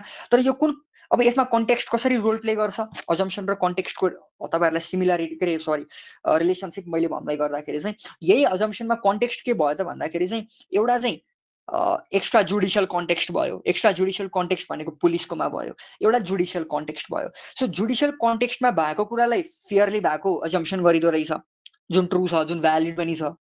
अजम्पसन भनेको जहिले फल्स हुन्छ भन्ने त होइन नि त त्यसलाई चेक गरिनु पर्यो रिचेक गरिनु पर्यो कन्सिडर मतलब त्यसलाई एभिडेन्सले टेस्ट गर्नु पर्यो हैन। अनि त्यस पछाडि एक्स्ट्रा जुडिसियल भएको एक्स्ट्रा जुडिसियल कन्टेक्स्टमा चाहिँ के हुँदो रहेछ एक्स्ट्रा जुडिसियल कन्टेक्स्टमा चाहिँ त्यो एजम्पसन के हुँदो रहेछ फल्स हुँदो रहेछ भनेर बुझ्नु पर्यो। सो एजम्पसन र कन्टेक्स्टको रिलेसनसिप भनेको चाहिँ यो भयो। सो एजम्पसन भनेको अनस्टेटेड कुरा हो तर त्यो स्पिकरले त्यो कुरा चाहिँ त्यो कन्टेक्स्टमा त्यो कुरा भन्न खोजिरहेको छ भन्ने कुरा चाहिँ बुझ्नु पर्यो। सो यसमा चाहिँ केही थिङ्किङ म्याप्सहरू भनेर चाहिँ त्यो नोटमा तपाईँहरूलाई राखिदिएको छ। सो तपाईँहरूले क्रिटिकल थिङ्किङ लेख्ने बेलामा चाहिँ एन्सरमा चाहिँ छुटाउनै नहुने कुरा भनेको अब तपाईँले त्यसलाई सुरुमा लेख्नुहुन्छ कि मध्यतिर लेख्नुहुन्छ कि अन्त्यतिर लेख्नुहुन्छ तर जस्तो एन्सरको सुरुमा सिनोप्सिस भनेर लेखे जस्तै क्रिटिकल थिङ्किङमा चाहिँ एउटा थिङ्किङ म्याप भन्ने हुन्छ। सो त्यो थिङ्किङ म्याप भनेको चाहिँ के हो त भन्दाखेरि त्यो कुनै पनि आर्गुमेन्ट्सलाई इभ्यालुएट गर्दा एनालाइसिस गर्दा अथवा कुनै पनि कुरा भनौँ न त्यसलाई चाहिँ त्यो कन्क्लुजनसम्म पुग्दाखेरि चाहिँ कुन कुन प्रोसेसबाट जाने अथवा कुन कुन कुरालाई चाहिँ कन्सिडर गर्ने भन्ने कुरा चाहिँ थिङ्किङ म्यापमा राखिएको हुन्छ क्या। जस्तै अब हामीले 4.5.1 मा चाहिँ assumption context and thinking map भनेर भनिरहेको छौँ। मैले अघि नै भने नि त त्यो एजम्सनलाई एउटा थिङ्किङ म्यापको घेरामा ल्याएर राख्नु पर्यो हामीले एजम्सनलाई, मैले गरेको एजम्सनलाई होइन, अथवा चाहिँ जुन कन्टेक्स्ट छ त्यो कन्टेक्स्टलाई पनि के गर्नु पर्यो त भन्दाखेरि त्यो थिङ्किङ म्यापको सर्कलमा ल्याएर के गर्नु पर्यो, जाँच्नु पर्यो, एक्जामिन गर्नु पर्यो। जस्तै यहाँ केही 5-6वटा कुरा लेखिएको छ होइन, जस्तो मेन कन्क्लुजन चाहिँ के हो त होइन, त्यो कन्क्लुजन भन्दा अगाडिको रिजन के छ त, त्यो रिजनलाई कुन कुन डेटा र एभिडेन्सले सपोर्ट गरेको छ, के कुरालाई अजम्सन गरिएको छ, कुन कन्टेक्स्टमा त्यो भनिएको छ, र त्यो जुन रिजन दिएको छ त्यो रिजन भनेको चाहिँ एक्सेप्टेबल छ कि छैन होइन। त्यस पछाडि त्यो जुन सोर्सबाट भनिएको हो त्यो सोर्स क्रेडिबल छ कि छैन होइन, अनि अरू रेलेभेन्ट कन्सिडरेसन छ कि छैन। जस्तै अब अरू रेलेभेन्ट कन्सिडरेसन भनेको चाहिँ एथिकल कन्सिडरेसन, मोरल कन्सिडरेसन, यो कुराहरू चाहिँ यसमा आउँछ। सो यो भयो 5.1 को कुरा, जसमा अजम्सनको कुरा आउँछ, कन्टेक्स्टको कुरा आउँछ र एउटा थिङ्किङ म्यापको कुरा आउँछ, जुन अजम्सनलाई चाहिँ त्यो थिङ्किङ म्यापको भनौँ न इन्टरलिङ्कमा राखेर हामीले एक्जामिन गर्नुपर्ने हुन्छ भनेर तपाईँहरूले बुझ्नु पर्यो। त्यसपछि 5.2 चाहिँ एकदमै धेरै इम्पोर्टेन्ट छ, जुनमा के भनेको छ भने क्ल्यारिफाइङ and interpreting expressions and ideas भनेर भनेको छ। सो यो हामीले अघिदेखि पढ्दै आइरहेको कुरा चाहिँ यसमा जोडिन्छ। Clarifying and interpreting clarifying and interpreting expressions and ideas भनेको चाहिँ के हो त भन्दाखेरि मैले केही कुरा भनिरहेको छु भने त्यसले भन्न खोजेको कुरा के हो त, त्यो मेसेज क्लियर हुनु पर्यो होइन, त्यसको जुन कोर कुरा जुन हो, कोर कन्टेन्ट जुन हो त्यो क्लियर हुनु पर्यो होइन। त्यो कुरा चाहिँ अडियन्सलाई कसरी क्लियर बनाउने त्यसका केही स्ट्यान्डर्ड्सहरू हुन्छ र 5.2 मा हामीले त्यही स्ट्यान्डर्ड्सहरू हेर्ने हो होइन। त्यो एक्सप्रेसन्स र आइडियाजलाई कसरी क्ल्यारिफाई गर्ने भन्ने कुरा चाहिँ यसमा पर्छ। अब यसमा हाम्रै नोटमा दिएको कुरालाई समराइज गरेर भन्दाखेरि चाहिँ क्ल्यारिफाई गर्नका लागि 3 फोल्ड फ्याक्टर्सहरू हुन्छ होइन। जस्तो तपाईँहरूले एक्जाममा लेख्दै गर्दाखेरि त्यसलाई अट्र्याक्टिभ र इन्ट्रेस्टिङ बनाउनको लागि चाहिँ 3 फ्याक्टर टेस्ट भनेर भनिदिनु भयो भने त्यो अलिकति राम्रो पनि सुनिन्छ, राम्रो पनि देखिन्छ, अनि त्यसलाई मार्जिन गर्दाखेरि राम्रो पनि देखिने भयो क्या होइन। अनि केही लेख्न खोजे हो कि यसले भन्ने कुरा नि हुन्छ। जस्तै 3 फ्याक्टर टेस्ट हुन्छ भनेर लेख्दिनँ मैले। 3 फ्याक्टर टेस्ट भनेको चाहिँ के हो त भन्दाखेरि सबसे पहिला अडियन्स। जस्तो हामीले लिगल इङ्ग्लिस 1 मा पनि कुरा गरेको छौँ कि मैले भनेको कुरा यदि प्लेन भयो भने त्यो अडियन्सले बुझ्छ भन्ने हामीले लिगल इङ्ग्लिस 1 मा पढेका थियौँ, अथवा अडियन्सको पर्सपेक्टिभबाट चाहिँ हामीले केही कुरा भन्नुपर्छ, केही कुरा लेख्नुपर्छ भनेर भनेको थियौँ। यसमा पनि जस्तो मैले कुनै पनि कुरा क्ल्यारिफाई गर्दा, कुनै पनि आइडिया र एक्सप्रेसन क्ल्यारिफाई गर्दाखेरि चाहिँ त्यहाँ अडियन्स को छ भन्ने कुरा हेरिन्छ होइन। म कोसँग कम्युनिकेट गर्दैछु र डिफ्रेन्ट अडियन्सको डिफ्रेन्ट अन्डरस्ट्यान्डिङ लेभल हुन्छ भन्ने कुरामा चाहिँ म क्लियर, अथवा एउटा भनौँ न एज अ म क्रिटिकल थिङ्कर चाहिँ त्यो कुरा क्लियर हुनु पर्यो। सो 3 फोल्ड अथवा 3 फ्याक्टर टेस्टमा सबसे पहिलो फ्याक्टर भनेको चाहिँ के हो त भन्दा चाहिँ तपाईँको अडियन्स भयो। त्यस पछाडि पर्पस हुन्छ होइन। त्यस पछाडि चाहिँ आउँछ के त भन्दाखेरि चाहिँ मेथड हुन्छ है। मेथडमा चाहिँ के हुनसक्छ, त्यो भर्बल मेथडबाट तपाईँले त्यो कुरालाई एक्सप्रेस गर्न सक्नुहुन्छ, बुझाउन सक्नुहुन्छ, रिटन मेथडबाट तपाईँले बुझाउन सक्नुहुन्छ, कुन मेथडबाट चाहिँ त्यो कुरा क्ल्यारिफाई हुनसक्छ, कुन ल्याङ्ग्वेजबाट क्ल्यारिफाई हुनसक्छ, कुन टोनबाट, फर्मल टोनबाट कि इन्फर्मल टोनबाट कि, त्यो कुरा चाहिँ कुनै पनि मिनिङ क्ल्यारिफाई गर्नका लागि चाहिँ अडियन्स, त्यस पछाडि चाहिँ के कुरा क्ल्यारिफाई गर्न लागेको त्यसको चाहिँ नि पर्पस, अनि त्यस पछाडि चाहिँ नि त्यसको मेथड्सहरू जुन छ त्यो मेथड्सहरूको बारेमा चाहिँ थाहा हुनु पर्यो, त्यो कुराहरू भयो होइन। त्यस पछाडि अब हामीले चाहिँ कुनै पनि कुरा क्ल्यारिफाई गर्नका लागि 6-7 वटा कुराहरू चाहिँ आइडेन्टिफाई गर्नुपर्ने हुन्छ। त्यो 6-7 वटा कुरा आइडेन्टिफाई गर्ने भनेको चाहिँ के हो त भन्दाखेरि सबसे पहिला चाहिँ number 1 what is the problem भनेर छ। फर यसमा एक्जाम्पल दिइदिई हामी बुझौँ, एउटा नर्मल एक्जाम्पल। जस्तै एउटा प्रब्लम आयो जस्टिसलाई डिफाइन गर्ने कुरामा होइन। सो हाम्रो टपिक के हो पनि कनेक्ट भइराख्नु होला। हाम्रो टपिक भनेको के हो त भन्दाखेरि clarifying the ideas and expression. For example justice भन्ने टर्ममा चाहिँ एम्बिग्युटी आयो, जस्टिस भन्ने टर्ममा चाहिँ वेगनेस आयो। जस्टिस भन्ने टर्ममा चाहिँ वेगनेस र एम्बिग्युटी आइसकेपछि हामीले सुरुमा चाहिँ के गर्छौँ त प्रब्लम आइडेन्टिफिकेसन गर्छौँ। अब जस्टिस भन्ने वर्ड क्लियर भएन, अब जस्टिस भन्ने वर्ड कुन चाहिँ अडियन्सबाट क्लियर नभएको हो हामी त्यो आइडेन्टिफाई गर्छौँ। सुरुमा प्रब्लम आइडेन्टिफाई गर्छौँ, त्यस पछाडि हु इज द अडियन्स भनेर हामी के गर्छौँ, कुन चाहिँ अडियन्सले चाहिँ जस्टिसको मिनिङ नबुझेको हो होइन। यदि तपाईँहरूले जस्टिसको मिनिङ नबुझेको हो भने तपाईँहरूलाई डिफ्रेन्ट तरिकाले बुझाउनु पर्ने हुन्छ डिफ्रेन्ट थियोरिजहरू तपाईँहरूले टेक्निकल कुराहरूले पनि बुझ्नुहुन्छ। तर मानौ त्यही 11मा ल पढ्ने स्टुडेन्ट अडियन्स छ भने उसको ब्याकग्राउन्ड नलेज भनेको नर्मल्ली केही पनि छैन। उसले बुझेको जस्टिस भनेको फेयरनेस हो, उसले बुझेको जस्टिस भनेको इक्वालिटी मात्रै हो। सो त्यहाँनिर उसलाई बुझाउँदाखेरि चाहिँ हु इज द अडियन्स भन्ने कुरा थाहा पाउनु पर्यो र उसलाई गिभन द अडियन्स के कुरा चाहिँ उसलाई भन्यो भने सफिसियन्ट क्ल्यारिफिकेसन हुन्छ भन्ने कुरा पनि थाहा पाउनु पर्यो हैन।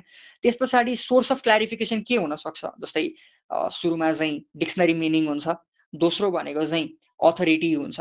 अथोरिटी भनेको डिफ्रेन्ट फिलोसफर्सको कुरा, जस्तै फिलोसफरमा चाहिँ अब जस्तो जोन रलको कुरा दिएर चाहिँ जस्टिस भनेको चाहिँ फेयरनेस हो भन्ने हो कि, त्यस पछाडि वेज अफ क्ल्यारिफाइङ आइडियाज अथवा त्यो टर्म बुझाउनको लागि त्यसकै सिमिलर अर्थ भन्ने हो कि हैन। त्यस पछाडि चाहिँ एक्जाम्पल दिने हो कि हैन। त्यस पछाडि कम्पेयर एन्ड कन्ट्रास्ट गरेर बुझाउने हो कि, अथवा उसलाई चाहिँ हिस्टोरिकल पर्सपेक्टिभबाट हिस्ट्रीमा यो थियो अहिले यो थियो भनेर क्ल्यारिफाई गर्ने हो कि।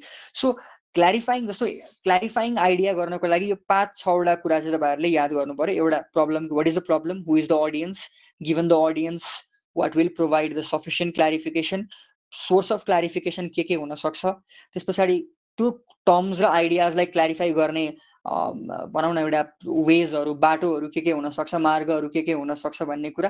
त्यस पछाडि त्यसलाई हिस्टोरिकल पर्सपेक्टिभबाट बुझाउन सकिन्छ भने के, जस्तै इक्जाम्पलको लागि जस्टिसकै कुरा गर्दाखेरि प्लेटोले भनेको जस्टिस भनेको डिभिजन अफ लेबर थियो हैन। र आजको दिनमा सायद त्यो डिभिजन अफ लेबरमा चाहिँ प्लेटोको जस्टिसमा त तपाईँहरूलाई थाहा छ नि हैन, जस्तो राजा हुन्छ, त्यस पछाडि चाहिँ युद्ध लड्ने हुन्छ, काम गर्ने हुन्छ, अनि त्योभन्दा बाहिर कोही पनि जान पाएन। त्यो नै के थियो, त्यही डिभिजन अफ लेबर नै जस्टिस थियो हैन त्यति बेला चाहिँ। अब आजको दिनमा चाहिँ इक्वल ट्रिटमेन्ट, फेयर ट्रिटमेन्ट हैन, अनि त्यस पछाडि चाहिँ यो कुराहरू जस्टिसमा पर्छ होला भनेपछि यसरी चाहिँ कुनै पनि कुरा क्ल्यारिफाई गर्नका लागि सुरुमा थ्री फ्याक्टर टेस्टमा अडियन्स पर्पज मेथड, त्यस पछाडि अझै अलिकति यसलाई चाहिँ लङमा सोध्यो भने चाहिँ तपाईँहरूले गर्नु पर्यो के त भन्दाखेरि यो 6-7वटा कुरा, problem, audience, clarification, sources of clarification, ways of providing क्ल्यारिफिकेसनको बारेमा चाहिँ तपाईँहरूले त्यसमा डिस्कस गरिदिनु भयो भने चाहिँ यो पनि सकिन्छ। यसलाई पनि थिङ्किङ म्याप बनाएर लेख्नु भयो भने अझै राम्रो देखिने भयो है।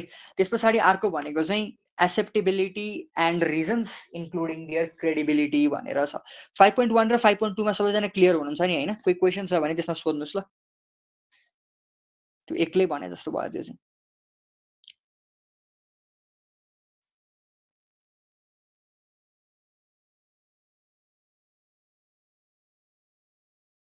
ठीक छ। सो अबको हाम्रो भनेको acceptability and reasons including their credibility भनेर छ। जस्तो कुनै पनि रिजनलाई, कुनै पनि कारणलाई अथवा चाहिँ कुनै पनि भनौँ न तर्कलाई, कुनै पनि कन्टेन्सनलाई हामीले किन मान्ने हैन, किन हामीले एक्सेप्ट गर्ने, हामी त्यो पोजिसनमा पनि बस्नुपर्छ। हामी मैले भने नि हामी as a critical thinker we are not a passive listener, हामी प्यासिभ लिसनर मात्रै होइन हैन, हामी प्यासिभ रिसिपेन्ट मात्रै होइन हैन, हामी एक्टिभ स्केप्टिकल पर्सन हो। त्यो कारणले गर्दाखेरि चाहिँ नि कसैले केही रिजन भनिरहेछ भने त्यसको एक्सेप्टेबिलिटीलाई क्वेसन गर्नु पर्यो, च्यालेन्ज गर्न मिल्नेछ भने च्यालेन्ज गर्नु पर्यो। र मैले as a speaker, as a writer मैले केही कुरा लेख्दैछु भने चाहिँ मलाई पनि त्यसको एक्सेप्टेबिलिटीमा क्वेसन आउन सक्छ भन्ने कुरा चाहिँ यो दुईटा फर्म अफ अन्डरस्ट्यान्डिङ हुनु पर्यो। सो यो दुईटा फर्म अफ अन्डरस्ट्यान्डिङको बारेमा तपाईँहरूले बुझ्नु पर्यो। मैले फेरि पनि भने सुरुमा चाहिँ कसैले केही कुरा भन्दैछ भने त्यसलाई क्वेसन गर्ने, च्यालेन्ज गर्न मिल्नेछ भने च्यालेन्ज गर्ने, के को लागि च्यालेन्ज गर्ने, एउटा चाहिँ एक्सेप्टेबिलिटी, एउटा क्रेडिबिलिटीको लागि च्यालेन्ज गर्ने, र आफैले पनि त्यो कुरा गर्दाखेरि चाहिँ के एन्टिसिपेट गरेको हुनु पर्यो, के चाहिँ पूर्व अनुमान गरेको हुनु पर्यो त भन्दाखेरि मलाई क्रेडिबिलिटीमा र चाहिँ नि यो एक्सेप्टेबिलिटीमा चाहिँ क्वेसन उठ्न सक्छ अथवा चाहिँ यसमा च्यालेन्जेसहरू आउन सक्छ भन्ने कुरा चाहिँ तपाईँहरूले बुझ्नुपर्ने हुन्छ। सो यसमा पनि केही बनाउने ऐको जस्तो थिङ्किङ म्यापहरू हुन्छ। जस्तो के कुराले चाहिँ क्वेसन उठ्न सक्छ क्रेडिबिलिटीमा अथवा के कुराले चाहिँ एक्सेप्टेबिलिटीलाई म्याटर गर्छ त भन्दाखेरि चाहिँ नि सबसे पहिला आर द रिजन्स एक्सेप्टेबल हैन। जुन कारण दिएको छ त्यो कारण एक्सेप्टेबल छ कि छैन। जस्तै यहीँ लिएको एक्जाम्पललाई हामीले रिफर गर्ने हो भने जस्तो एक्जाम्पलको लागि चाहिँ यहाँनिर चाहिँ एक्जाम्पल लिएको छ क्या तपाईँको प्यारेन्ट्सले चाहिँ टेक्नोलोजी यो एसियन ग्रुप यो सोसाइटीमा चाहिँ अथवा एसियन कन्टिनेन्टमा चाहिँ धेरै प्यारेन्ट्सहरूले चाहिँ के त भन्दाखेरि छोराछोरीहरू प्रिफर गर्ने भयो होइन, छोरा प्रिफर गर्ने भयो। अब यदि उनीहरूलाई चाहिँ यस्तो खालको टेक्नोलोजी दियो जुन टेक्नोलोजीले चाहिँ पहिले थाहा हुन्छ कि छोरा हो कि छोरी भनिसके पछाडि चाहिँ छोरी भन्ने छोरी जन्मिने भन्ने बित्तिकै के हुने भयो, उनीहरूले त्यसलाई अबोर्ड गर्ने चान्स बढी हुने भयो भनेर एउटा चाहिँ के भयो त भन्दाखेरि कसैले अजम्सन गरेको छ भने त्यो रिजन जुन छ त्यो त्यस कारणले गर्दाखेरि त्यो टेक्नोलोजीलाई सपोर्ट गर्नु हुँदैन भन्ने रिजन जुन छ त्यो रिजन एक्सेप्टेबल भयो कि भएन भन्ने कुरालाई चाहिँ हामीले के गर्नु पर्यो, त्यसलाई त्यो कन्टेक्स्टमा एक्सेप्टेबल छ भनेर मान्न सकिन्छ। जस्तै यहीँनिर that is true in many societies, अझै पनि कन्भेन्सनल सोसाइटिज भनेर, तर that can be false in other societies भनेको त्यो रिजन एक्सेप्टेबल छ कि छैन भन्ने कुरा चाहिँ के रहेछ त भन्दाखेरि that depends upon the context भन्ने कुरा भयो। सो सबसे पहिलो टेस्ट भनेको चाहिँ are the reasons acceptable or not भन्ने कुरा भयो। दोस्रो भनेको जुन रिजनिङ दिएको छ त्यो रिजनिङ अनुसार चाहिँ त्यसले कन्क्लुजनलाई सपोर्ट गर्छ कि गर्दैन भन्ने कुरा चाहिँ दोस्रो भयो। सो यसमा हामीले के गर्नु पर्यो त, जस्तो डिफ्रेन्ट किसिमका क्लेम्सहरू आउँछन् होइन, जस्तो रिजनिङ गर्दै गर्दाखेरिको अवस्थामा रिजनिङ भनेकै के हो त, रिजनिङलाई क्लेमसँगै राखेर हेरौँ न। जस्तो मैले केही कारण दिइरहेको छु भने त्यो मेरो इन अ वे क्लेम पनि हो नि त होइन।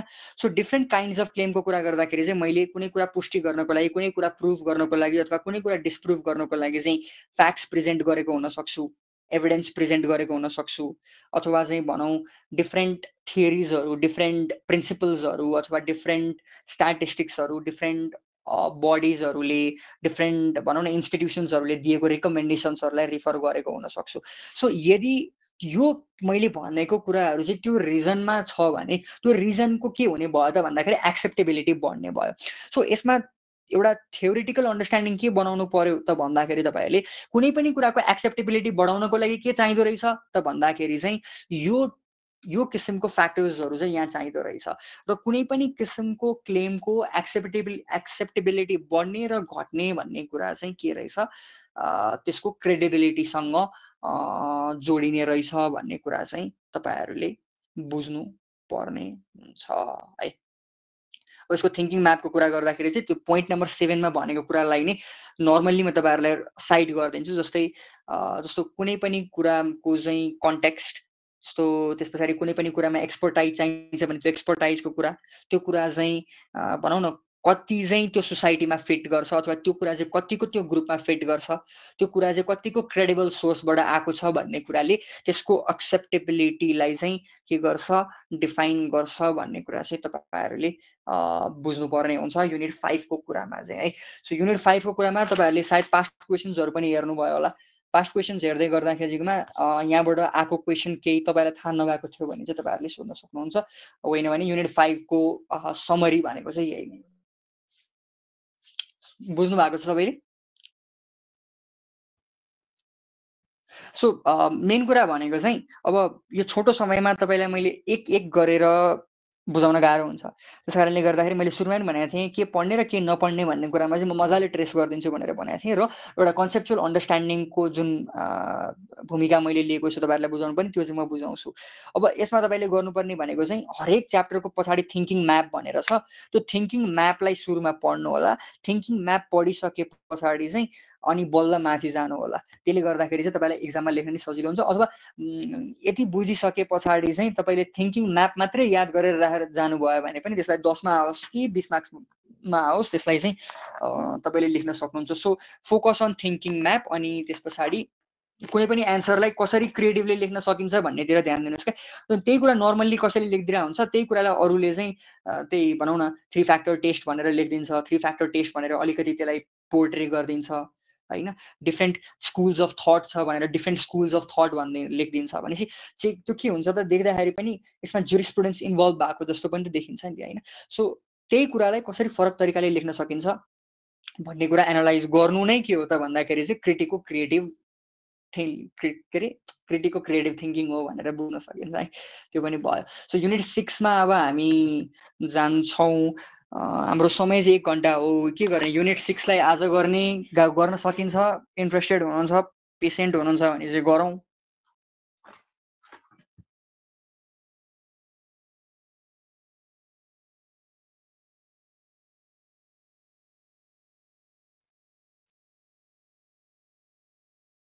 ल ठिक छ, त्यसो भए युनिट 6 पनि गरौँ है त।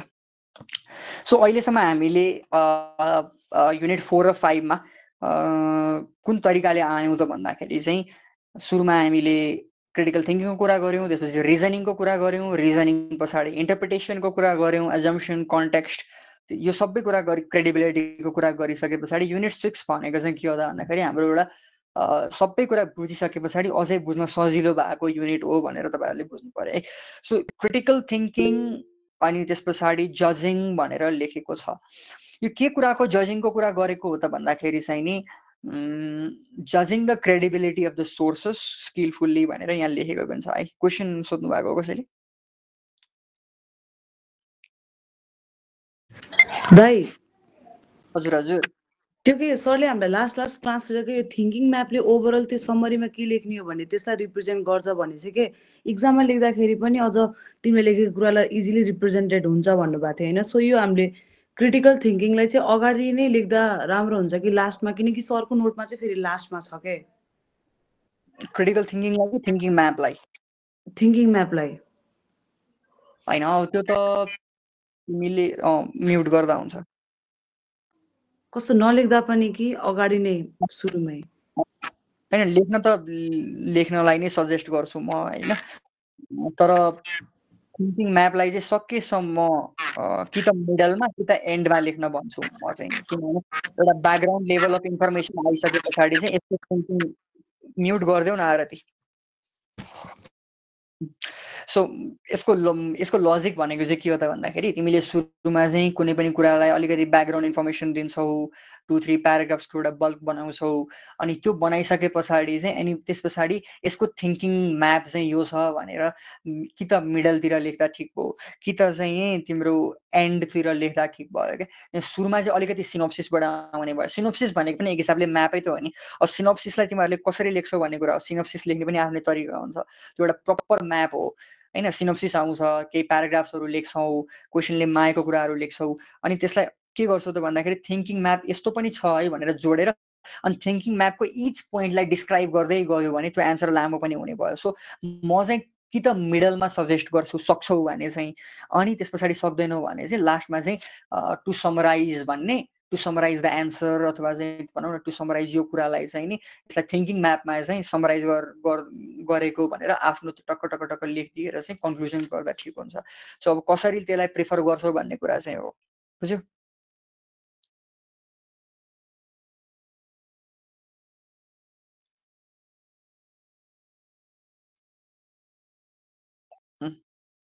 ठिक छ। युनिट 6 को कुरा गर्दाखेरि चाहिँ जजिङ the credibility of sources, exactly. अब यसमा चाहिँ हामीले के बुझ्नु पर्यो त भन्दाखेरि जस्तो कुनै पनि कुरा कसैले भन्दैछ भने होइन, अथवा कुनै पनि कुरा कसैले क्लेम गर्दैछ भने, कुनै पनि कुरा कुनै पनि कन्टेन्सन कसैले लिँदैछ भने उसले भनेको कन्टेन्सन, उसले भनेको क्लेमको सोर्सेस के हो भन्ने कुरा चाहिँ हामीले के गर्नुपर्ने हुन्छ, इभ्यालुएट गर्नुपर्ने हुन्छ। त्यो इभ्यालुएट गर्नका लागि यहाँ 6वटा कुरा लेखिएको छ। यो 6वटा कुराभन्दा अन्त कतै पनि जाँदैन है। सबसे पहिला त्यो सोर्सको रेपुटेसन के छ होइन, त्यसको रेपुटेसन भन्नुको अर्थ के हो त उसको पास्ट इमेज के छ भन्ने कुरा हो होइन। जस्तो रेपुटेसनमा केसम्म आउँछ भने त्यो पर्टिकुलर कुरामा उसले पहिला कतै अनर्सहरू पाएको छ कि, अवार्ड्सहरू पाएको छ कि, उसको रिभ्युजहरू के छ होइन, त्यो रेपुटेसनमा आउने भयो। जस्तै इक्जाम्पलको लागि म यो क्याफेमा खान, म यो रेस्टुरेन्टमा खान जाउँ कि नजाउँ भन्नको लागि चाहिँ म त्यो क्याफेको रिभ्यू हेर्छु, 5 स्टार त्यहाँ रिभ्यूहरू पढ्छु, त्यहाँ 90% नराम्रो रहेछ भने त जाँदिनँ नि त होइन। सो के भयो त भन्दाखेरि चाहिँ नि त्यो कुरा मैले जज गरेको हो, त्यो कुरा मैले जज गरेको हो। मैले के कुरा जज गरेको हो त भन्दाखेरि त्यो सोर्स जज गरेको हो। मैले कसलाई जज गरेको त भन्दाखेरि चाहिँ नि त्यो इन्डिभिजुअल जो त्यो क्याफेमा त्यो रेस्टुरेन्टमा गएर खायो उसको भनौँ न एउटा पर्सनल एक्सपिरियन्सेसलाई चाहिँ रेपुटेसनसँग ट्याली गरेर हेरेको होइन। सो त्यस्तै किसिमका कुराहरू पनि हुने भयो। सबसे पहिला सोर्सको रेपुटेसन के छ रिलायबिलिटीको लागि। दोस्रो, whether the source as a vested interest भनेर भनेको छ। जस्तो इक्जाम्पलको लागि चाहिँ नि विटनेस एक्जामिनेसन हुँदैछ, विटनेस एक्जामिनेसन हुँदैछ अनि त्यस पछाडि मेरो साथी छ ट्रायलमा, अथवा भनौँ मेरो साथी छ ट्रायलमा अनि म चाहिँ विटनेस छु। अब मैले भनेको कुरालाई चाहिँ कोर्ट रुमले मान्छ कि मान्दैन भन्दाखेरि चाहिँ त्यहाँ मेरो भेस्टेड इन्ट्रेस्ट देखिन्छ, त्यस कारणले गर्दाखेरि त्यसलाई कम अथवा त्यसको क्रेडिबिलिटीलाई कम मानिन्छ। किनभने आई एम मोटिभेटेड टु लाई, मेरो साथी हो त्यस कारणले मैले झुट बोल्न सक्छु, अथवा भनौँ न सेल्फ सर्भिङ अथवा चाहिँ सेल्फ सर्भिङ स्टेटमेन्ट्सहरू दिन सक्छु, उसलाई सहयोग पुग्ने गरी अथवा आफ्नै फेभरमा हुने किसिमको कुराहरू भन्न सक्छु, किनभने त्यसमा डिफ्रेन्ट पोटेन्सियल बायसेसहरू छ। सो म एज अ विटनेस सोर्स हुने भएँ कि भएन, क्रेडिबल सोर्स हुने भएन। सो सबसे पहिला भन्दा सोर्सको रेपुटेसनको कुरा रिलायबिलिटीको लागि, दोस्रो भनेको the whether source as a vested interest, तेस्रो भनेको चाहिँ नि त्यो कुरालाई चाहिँ अन्य कुराबाट करोबोरेट गरिएको छ कि छैन। करोबोरेसन भनेको चाहिँ अन्य कुराबाट चाहिँ सेटिस्फाई गरिएको छ कि छैन, समर्थन गरिएको छ कि छैन। सेट भन्नाले जस्तो मानौ त्यही उसकै कुरा गरौँ न, पुलिसमा भएको कन्फेसनको कुरा।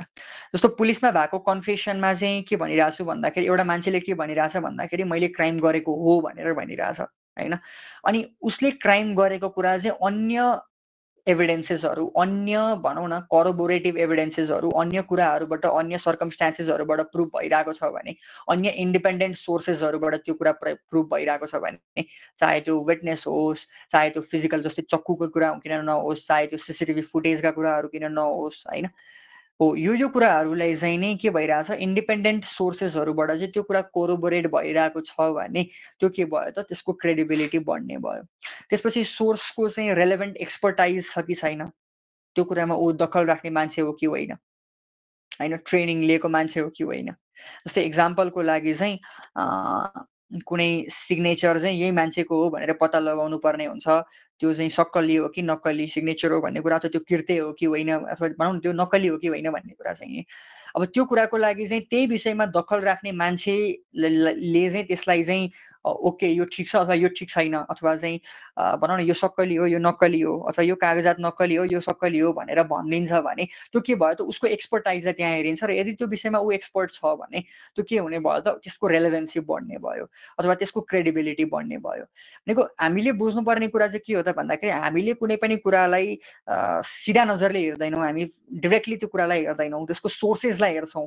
त्यसको सोर्सेसलाई हेर्दाखेरि चाहिँ त्यसको रेपुटेसन, इन्ट्रेस्ट, करोबोरेसन, ट्रेनिङ, त्यस पछाडि चाहिँ भनौँ न यही कुराहरूलाई चाहिँ हामीले हेर्छौँ। त्यो नेचर अफ द क्लेम, यताउतिका कुराहरू हेरेर चाहिँ त्यसलाई हामीले जज गर्छौँ भन्ने कुरा चाहिँ भयो है। सो यसमा मेन कुरा भनेको यही नै हो, यसमा तल पनि त्यही कुराहरू नै डिफाइन गरेको छ।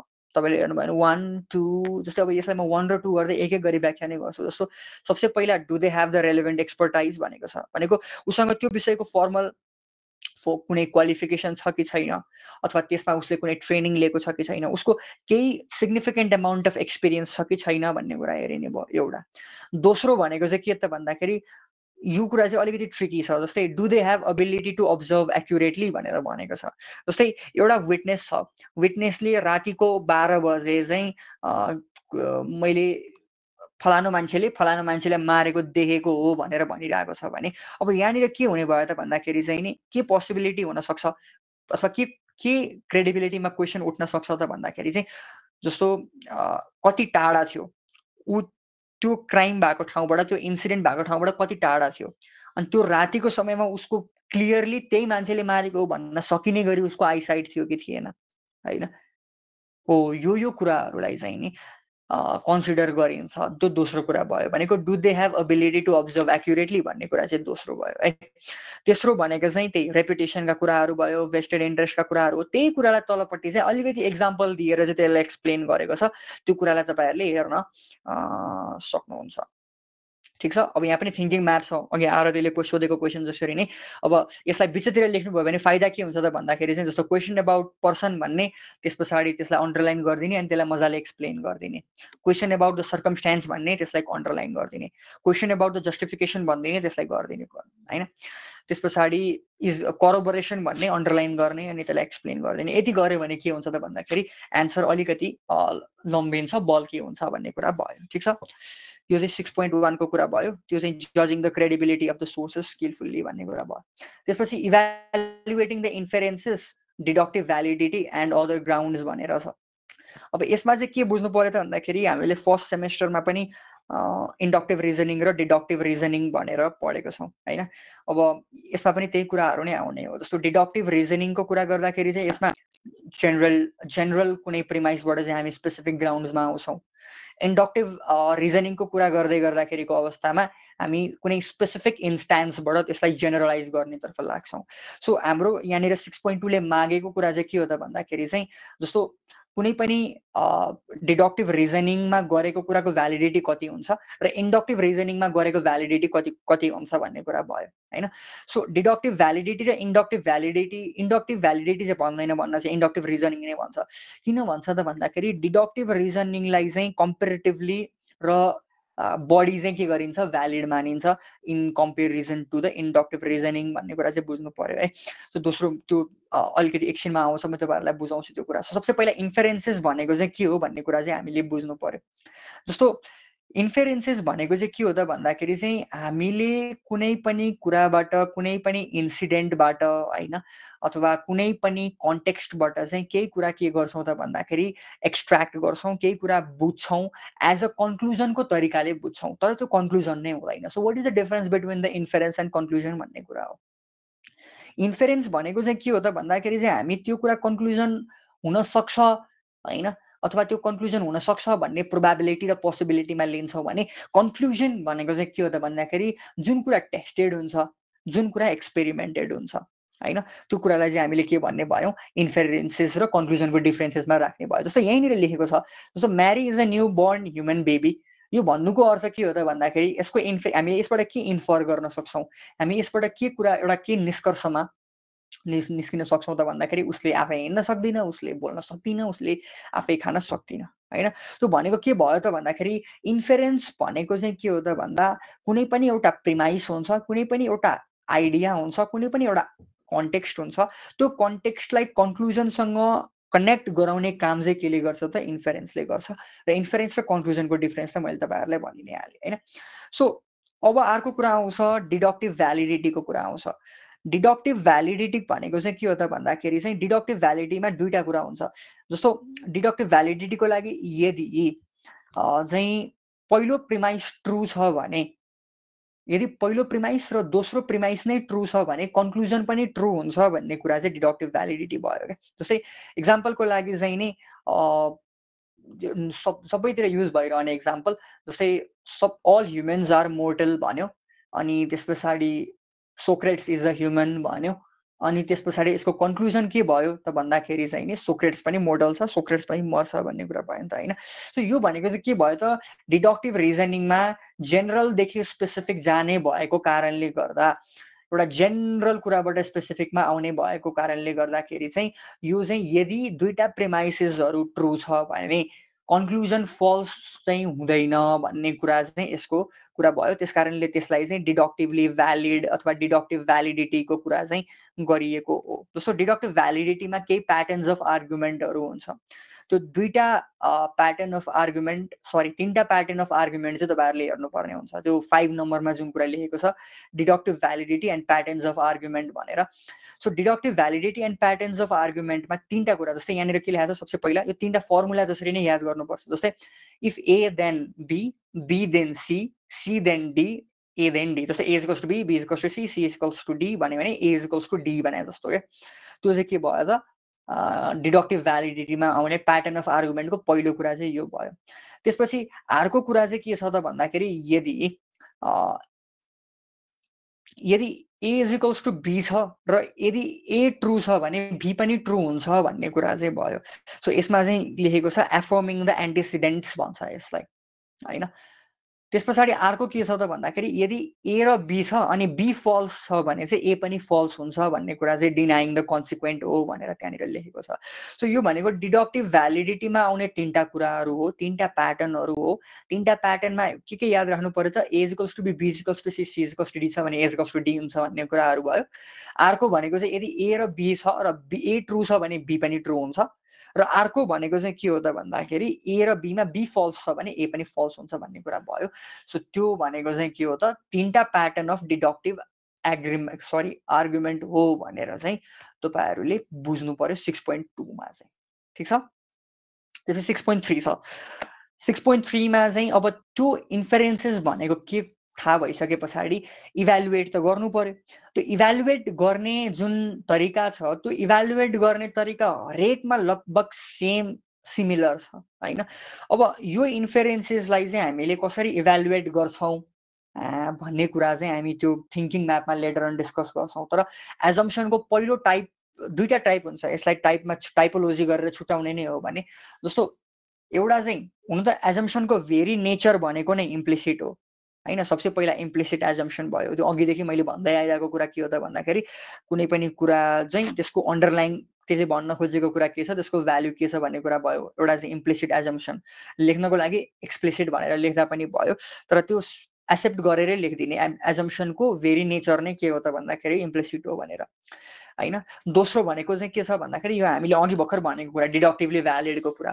यदि रिजन ट्रु छ भने कन्क्लुजन पनि ट्रु हुन्छ भन्ने कुरा, यदि कारण सही छ भने त्यसबाट आउने निष्कर्ष पनि सही हुन्छ भन्ने कुरा चाहिँ त्यो के भयो त दोस्रो, assuming if the reasons are true the conclusion. जस्तो इक्जाम्पलको लागि चाहिँ एउटा इक्जाम्पल दिएर, अघिकै इक्जाम्पल जस्तो प्रोजिक्युसनले ल्याएको मुद्दा, प्रोजिक्युसनले गरेको दाबी नपुगेको कारणले गर्दाखेरि अभियुक्तले सफाई पाउने ठहर्छ भनेको अभियुक्तले सफाई पाउने ठहर्छ भनेको चाहिँ कन्क्लुजन भयो हैन।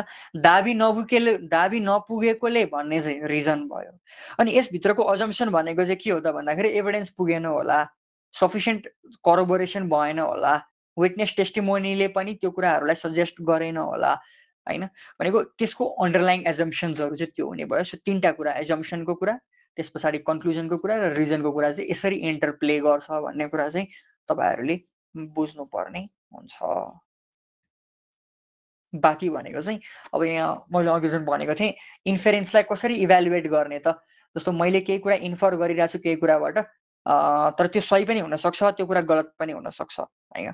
त्यसको लागि त्यो इन्फरेन्सेसलाई चाहिँ कसरी जज गर्ने भन्नको लागि चाहिँ यो जुन थिङ्किङ म्याप दिइएको छ, यो थिङ्किङ म्यापलाई चाहिँ तपाईले राम्रोसँग हेर्नु होला, त्योभन्दा बढी केही पनि गर्नु पर्दैन। अब अर्को भनेको 6.4 मा reasoning about the casual explanation भनेर छ।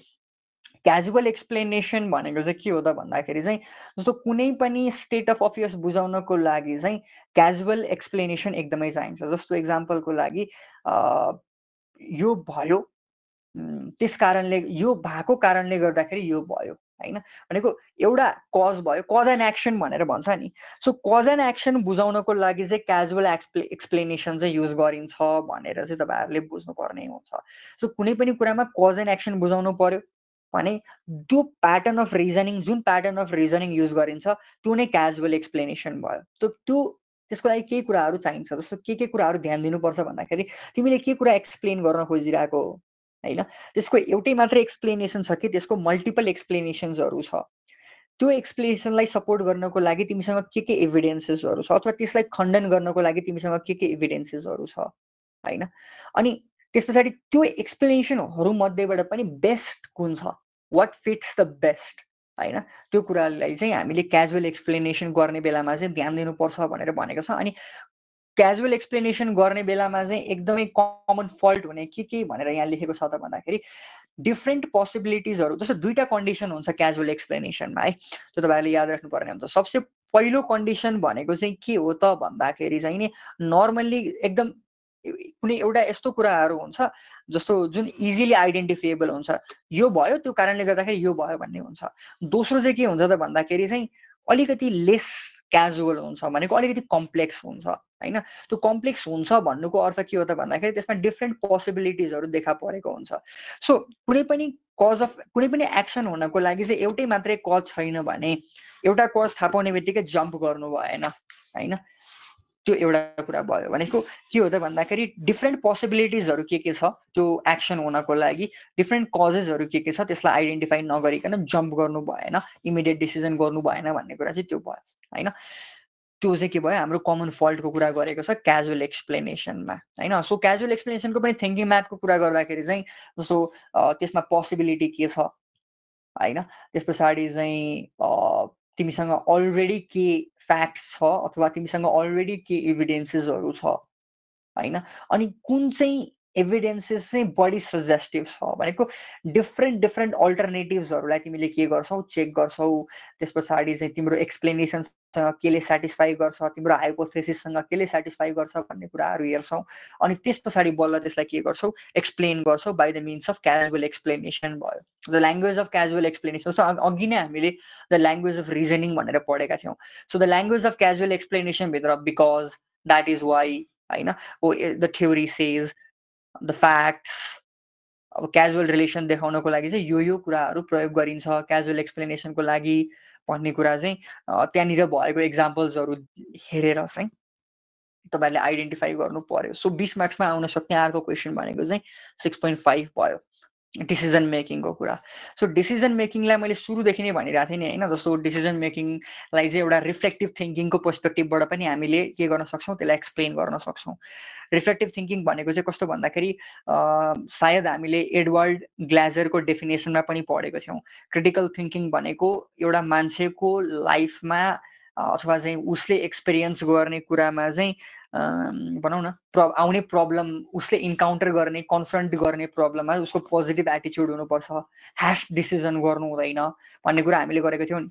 हो त्यो कुरा चाहिँ यहाँनिर आएर रिलेटेड हुन्छ क्या। जस्तो decision making options, consequences, values and risk भनेर छ नि त होइन। सो यो चाहिँ सबसे सोध्न सक्ने र तपाईँहरूलाई यो सायद गाह्रो नभएको टपिक पनि हो जस्तो लागेको छ।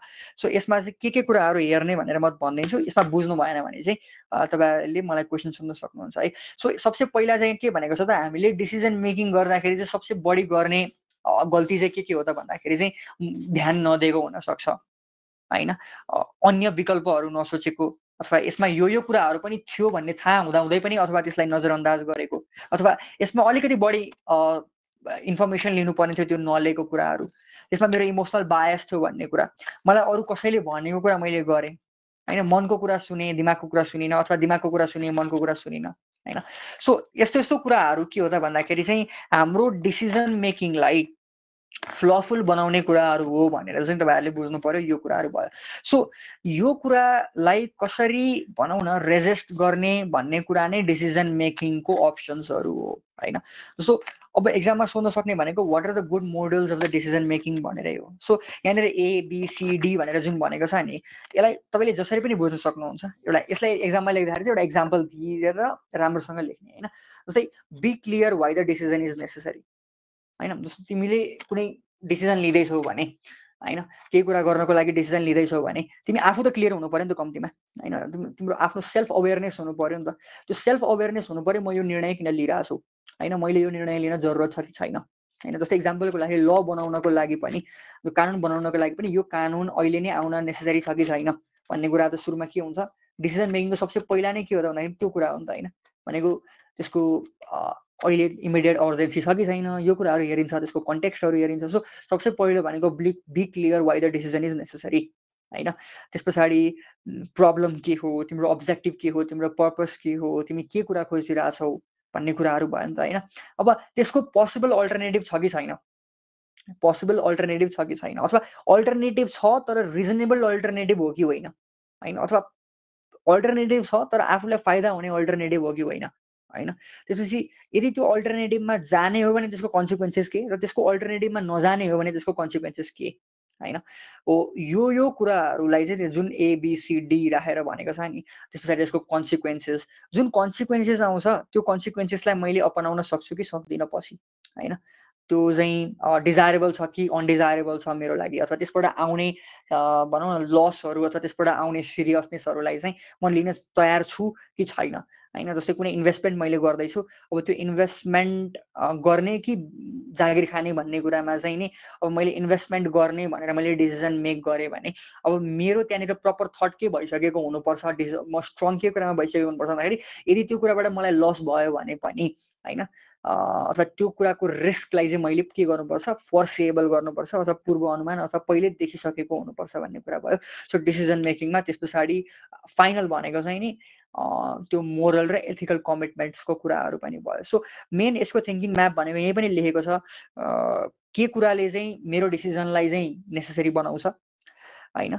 त्यस पछाडि त्यसको अप्सन्सहरू के छ, अल्टरनेटिभ्सहरू के छ, त्यो रियलिस्टिक छ कि प्राग्मेटिक छ कि छैन, व्यवहारिक छ कि छैन, त्यसको कन्सिक्वेन्सेसहरू के हुन्छ, त्यसको कन्सिक्वेन्सेस मलाई मात्रै हो कि अरूलाई पनि हुन्छ होइन, त्यो कन्सिक्वेन्सेस कतिको इम्पोर्टेन्ट छ। जस्तै केही कुरा गर्दा र केही कुरा नगर्दा दुईवटा कन्सिक्वेन्सेस आइरहेछ भने कुन कुरा गर्दाखेरि कम कन्सिक्वेन्स आएछ त्यो गर्ने हो कि होइन। त्यस पछाडि त्यो मैले कुनै डिसिजन गरिसके पछाडि त्यसलाई एक्जिक्युट कसरी गर्ने हो भन्ने कुरा चाहिँ के हो त डिसिजन मेकिङ मोड्युलका कुराहरू हो होइन। यसलाई चाहिँ डिसिजन मेकिङ थियोरी भनेर अथवा यो तरिकाबाट चाहिँ सोध्न सक्छ। सो यसमा चाहिँ सायद तपाईँहरूलाई समस्या हुँदैन। सो डिसिजन मेकिङ अब यहाँ सोधेको छ options, consequences, values and risk भनेर भनेको छ। यसलाई चाहिँ तपाईँहरूले त्यसरी डिल गर्नुपर्ने हुन्छ। सो युनिट 4, 5 र 6 को मोरओभर समरी भनेको चाहिँ अथवा तपाईँहरूलाई ट्रेस गर्ने भनेको चाहिँ यति नै हो। यो बाहेक अरू केही क्वेसन छ भने चाहिँ तपाईँहरूले सोध्न सक्नुहुन्छ। त्यस पछाडि बाँकी भएको जुन अगाडिका यो के छ नि, यो अस्तिको क्लासमा युनिट 1, 2 बाट डिल भएको छ कि छैन?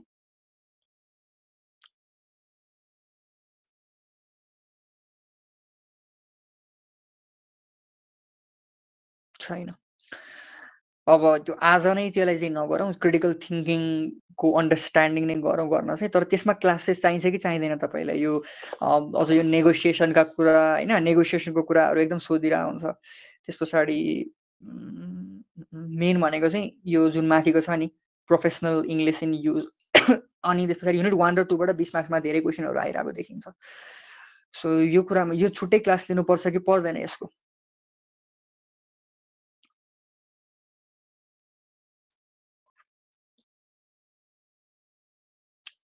सोलिसिटर, ब्यारिस्टर्स अनि यो लिगल सिस्टम, तपाईँले कोर्ट स्ट्रक्चर्सहरू सबैजना कोर्ट स्ट्रक्चरमा क्लियर हो?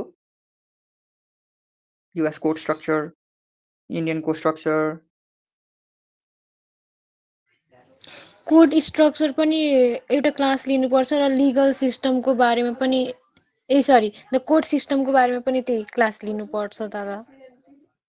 मैले के सोचेको भन्दाखेरि नि तपाईँहरूलाई लिगल सिस्टमभित्र जुन यो कोर्ट स्ट्रक्चर छ नि कोर्ट स्ट्रक्चरलाई चाहिँ मजाले क्ल्यारिफाई गरौँ। अनि त्यो बाहेक अरू तपाईँहरूले पढ्न पनि सक्नुहुन्छ नि त। जस्तै ट्राइब्युनलको कुरा रहेछ, सिभिल प्रोसिजरको कुराहरू रहेछ, क्रिमिनल जस्टिस, क्रिमिनल प्रोसिडिङ। यो भनेको चाहिँ जस्तो युकेको क्रिमिनल जस्टिस र क्रिमिनल प्रोसिडिङ के छ भन्ने कुरा चाहिँ युकेको कोर्ट स्ट्रक्चर पढ्दाखेरि बुझिन्छ होइन। अथवा भनौँ अर्को युएसको कोर्ट स्ट्रक्चर के छ भन्ने पढ्दाखेरि चाहिँ त्यसको क्रिमिनल जस्टिस, त्यसको सिभिल प्रोसिजर के छ अथवा त्यो भन्ने कुराहरू बुझिन्छ होइन। त्यो कारणले गर्दाखेरि एउटा क्लासमा चाहिँ के गरौँ भन्दा यसको कोर्ट स्ट्रक्चरको बारेमा र त्यसको पर्टिकुलर प्रोसिडिङको बारेमा सिभिल र क्रिमिनल दुवै मजाले बुझ्नु पर्यो। त्यस पछाडि चाहिँ नि सोलिसिटर र ब्यारिस्टरको बारेमा तपाईँहरूलाई अन्डरस्ट्यान्डिङ होला। यदि छैन भने त्यसमा पनि कन्सिडर गरेर चाहिँ अनि यो नेगोसिएसनको बारेमा चाहिँ डिल गर्नुपर्ने हुन्छ। त्यस पछाडि चाहिँ तपाईँहरूको लिगल इङ्ग्लिस चाहिँ सकिन्छ। के भन्नुहुन्छ तपाईँहरू?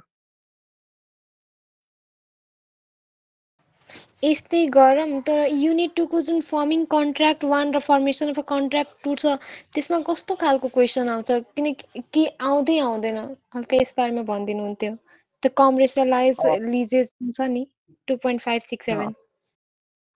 त्यही त अब यो भनेको चाहिँ नि तिम्रो अब यो कन्ट्र्याक्ट ल भन्ने कुरा त एकदम पछि पढ्नुपर्ने कुराहरू हो। तर फर्मिङ कन्ट्र्याक्ट र फर्मेसन अफ कन्ट्र्याक्ट भनेर छ। अब यसमा चाहिँ तिमीले कन्ट्र्याक्टको भेरी बेसिक कुराहरूदेखि पढ्नुपर्ने हुन्छ। जस्तो कन्ट्र्याक्ट भनेको के हो, कन्ट्र्याक्ट र एग्रिमेन्टको डिफरेन्स के हो, कन्ट्र्याक्ट फर्म गर्नको लागि यसको भ्यालिड एसेन्सियल एलिमेन्ट्सहरू के हुन्छ होइन, कस्तो कस्तो किसिमको कन्ट्र्याक्ट्सहरू भ्यालिड हुन्छ, कस्तो कस्तो किसिमको कन्ट्र्याक्ट्सहरू भोइड हुन्छ, कस्तो कस्तो किसिमको कन्ट्र्याक्ट्सहरू चाहिँ भनौँ न लिगल हुन्छ, एक्सेप्टेबल हुन्छ भन्ने कुराहरू अनि बेसिक ड्राफ्टिङहरू चाहिँ यसमा फर्मिङ कन्ट्र्याक्ट 1 र फर्मेसन अफ द कन्ट्र्याक्ट 2 मा चाहिँ आउने कुराहरू भयो होइन। सो यसलाई हामीले सेकेन्ड क्लासमा चाहिँ डिल गर्न सक्छौँ युनिट 1, 2 र 3 लाई। तर युनिट 1, 2 र 3 को चाहिँ इम्पोर्टेन्ट पोर्सनलाई मात्रै हामी डिल गर्छौँ। सो आजको पर्टिकुलर कुरा गरौँ। आजको युनिट 4, 5 र 6 मा कन्सेप्चुअल अन्डरस्ट्यान्डिङ भयो तपाईँको अथवा नोट हेऱ्यो भने अब म सक्छु भन्ने भयो?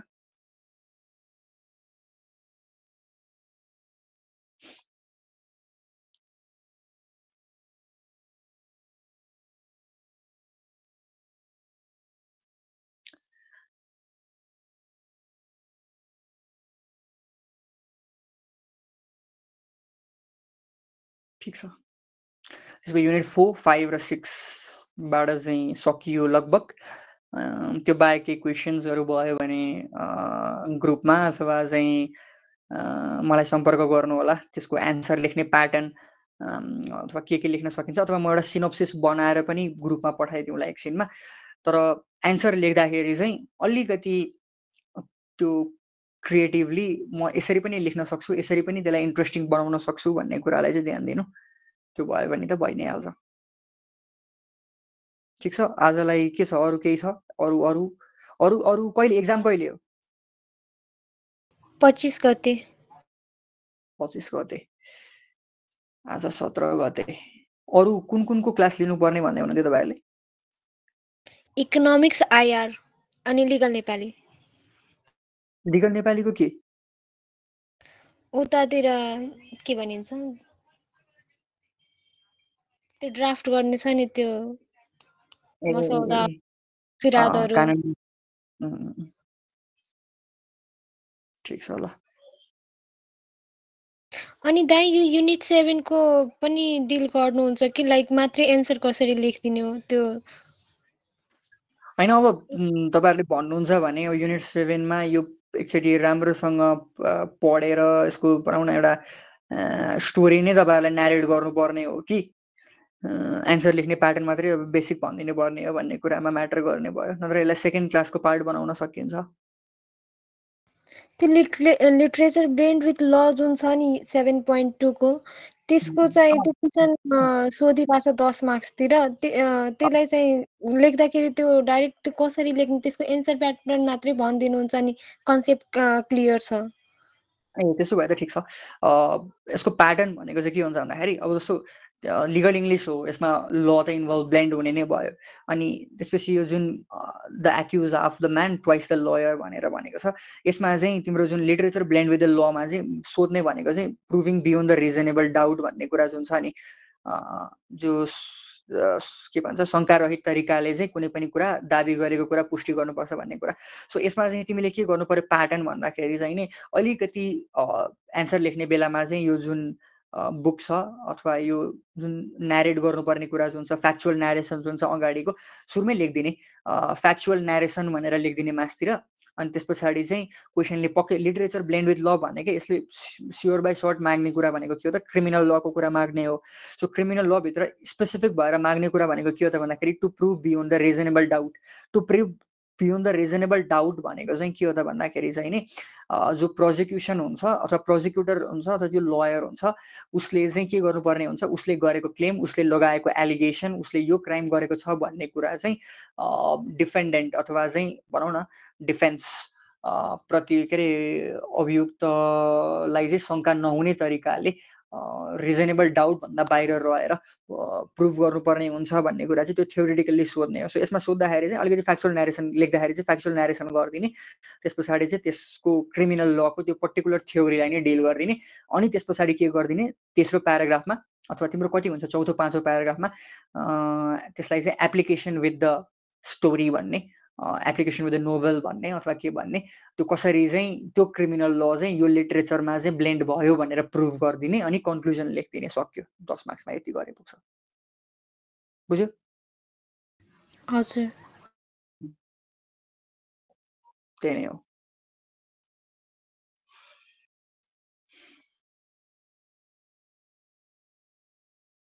यदि थप प्रश्न छैन भने आजको क्लासलाई यहीँ बिट मारौँ र अर्को निर्णय नआउन्जेलका लागि चाहिँ पढ्दै गरौँ। हस्, थ्याङ्क यू।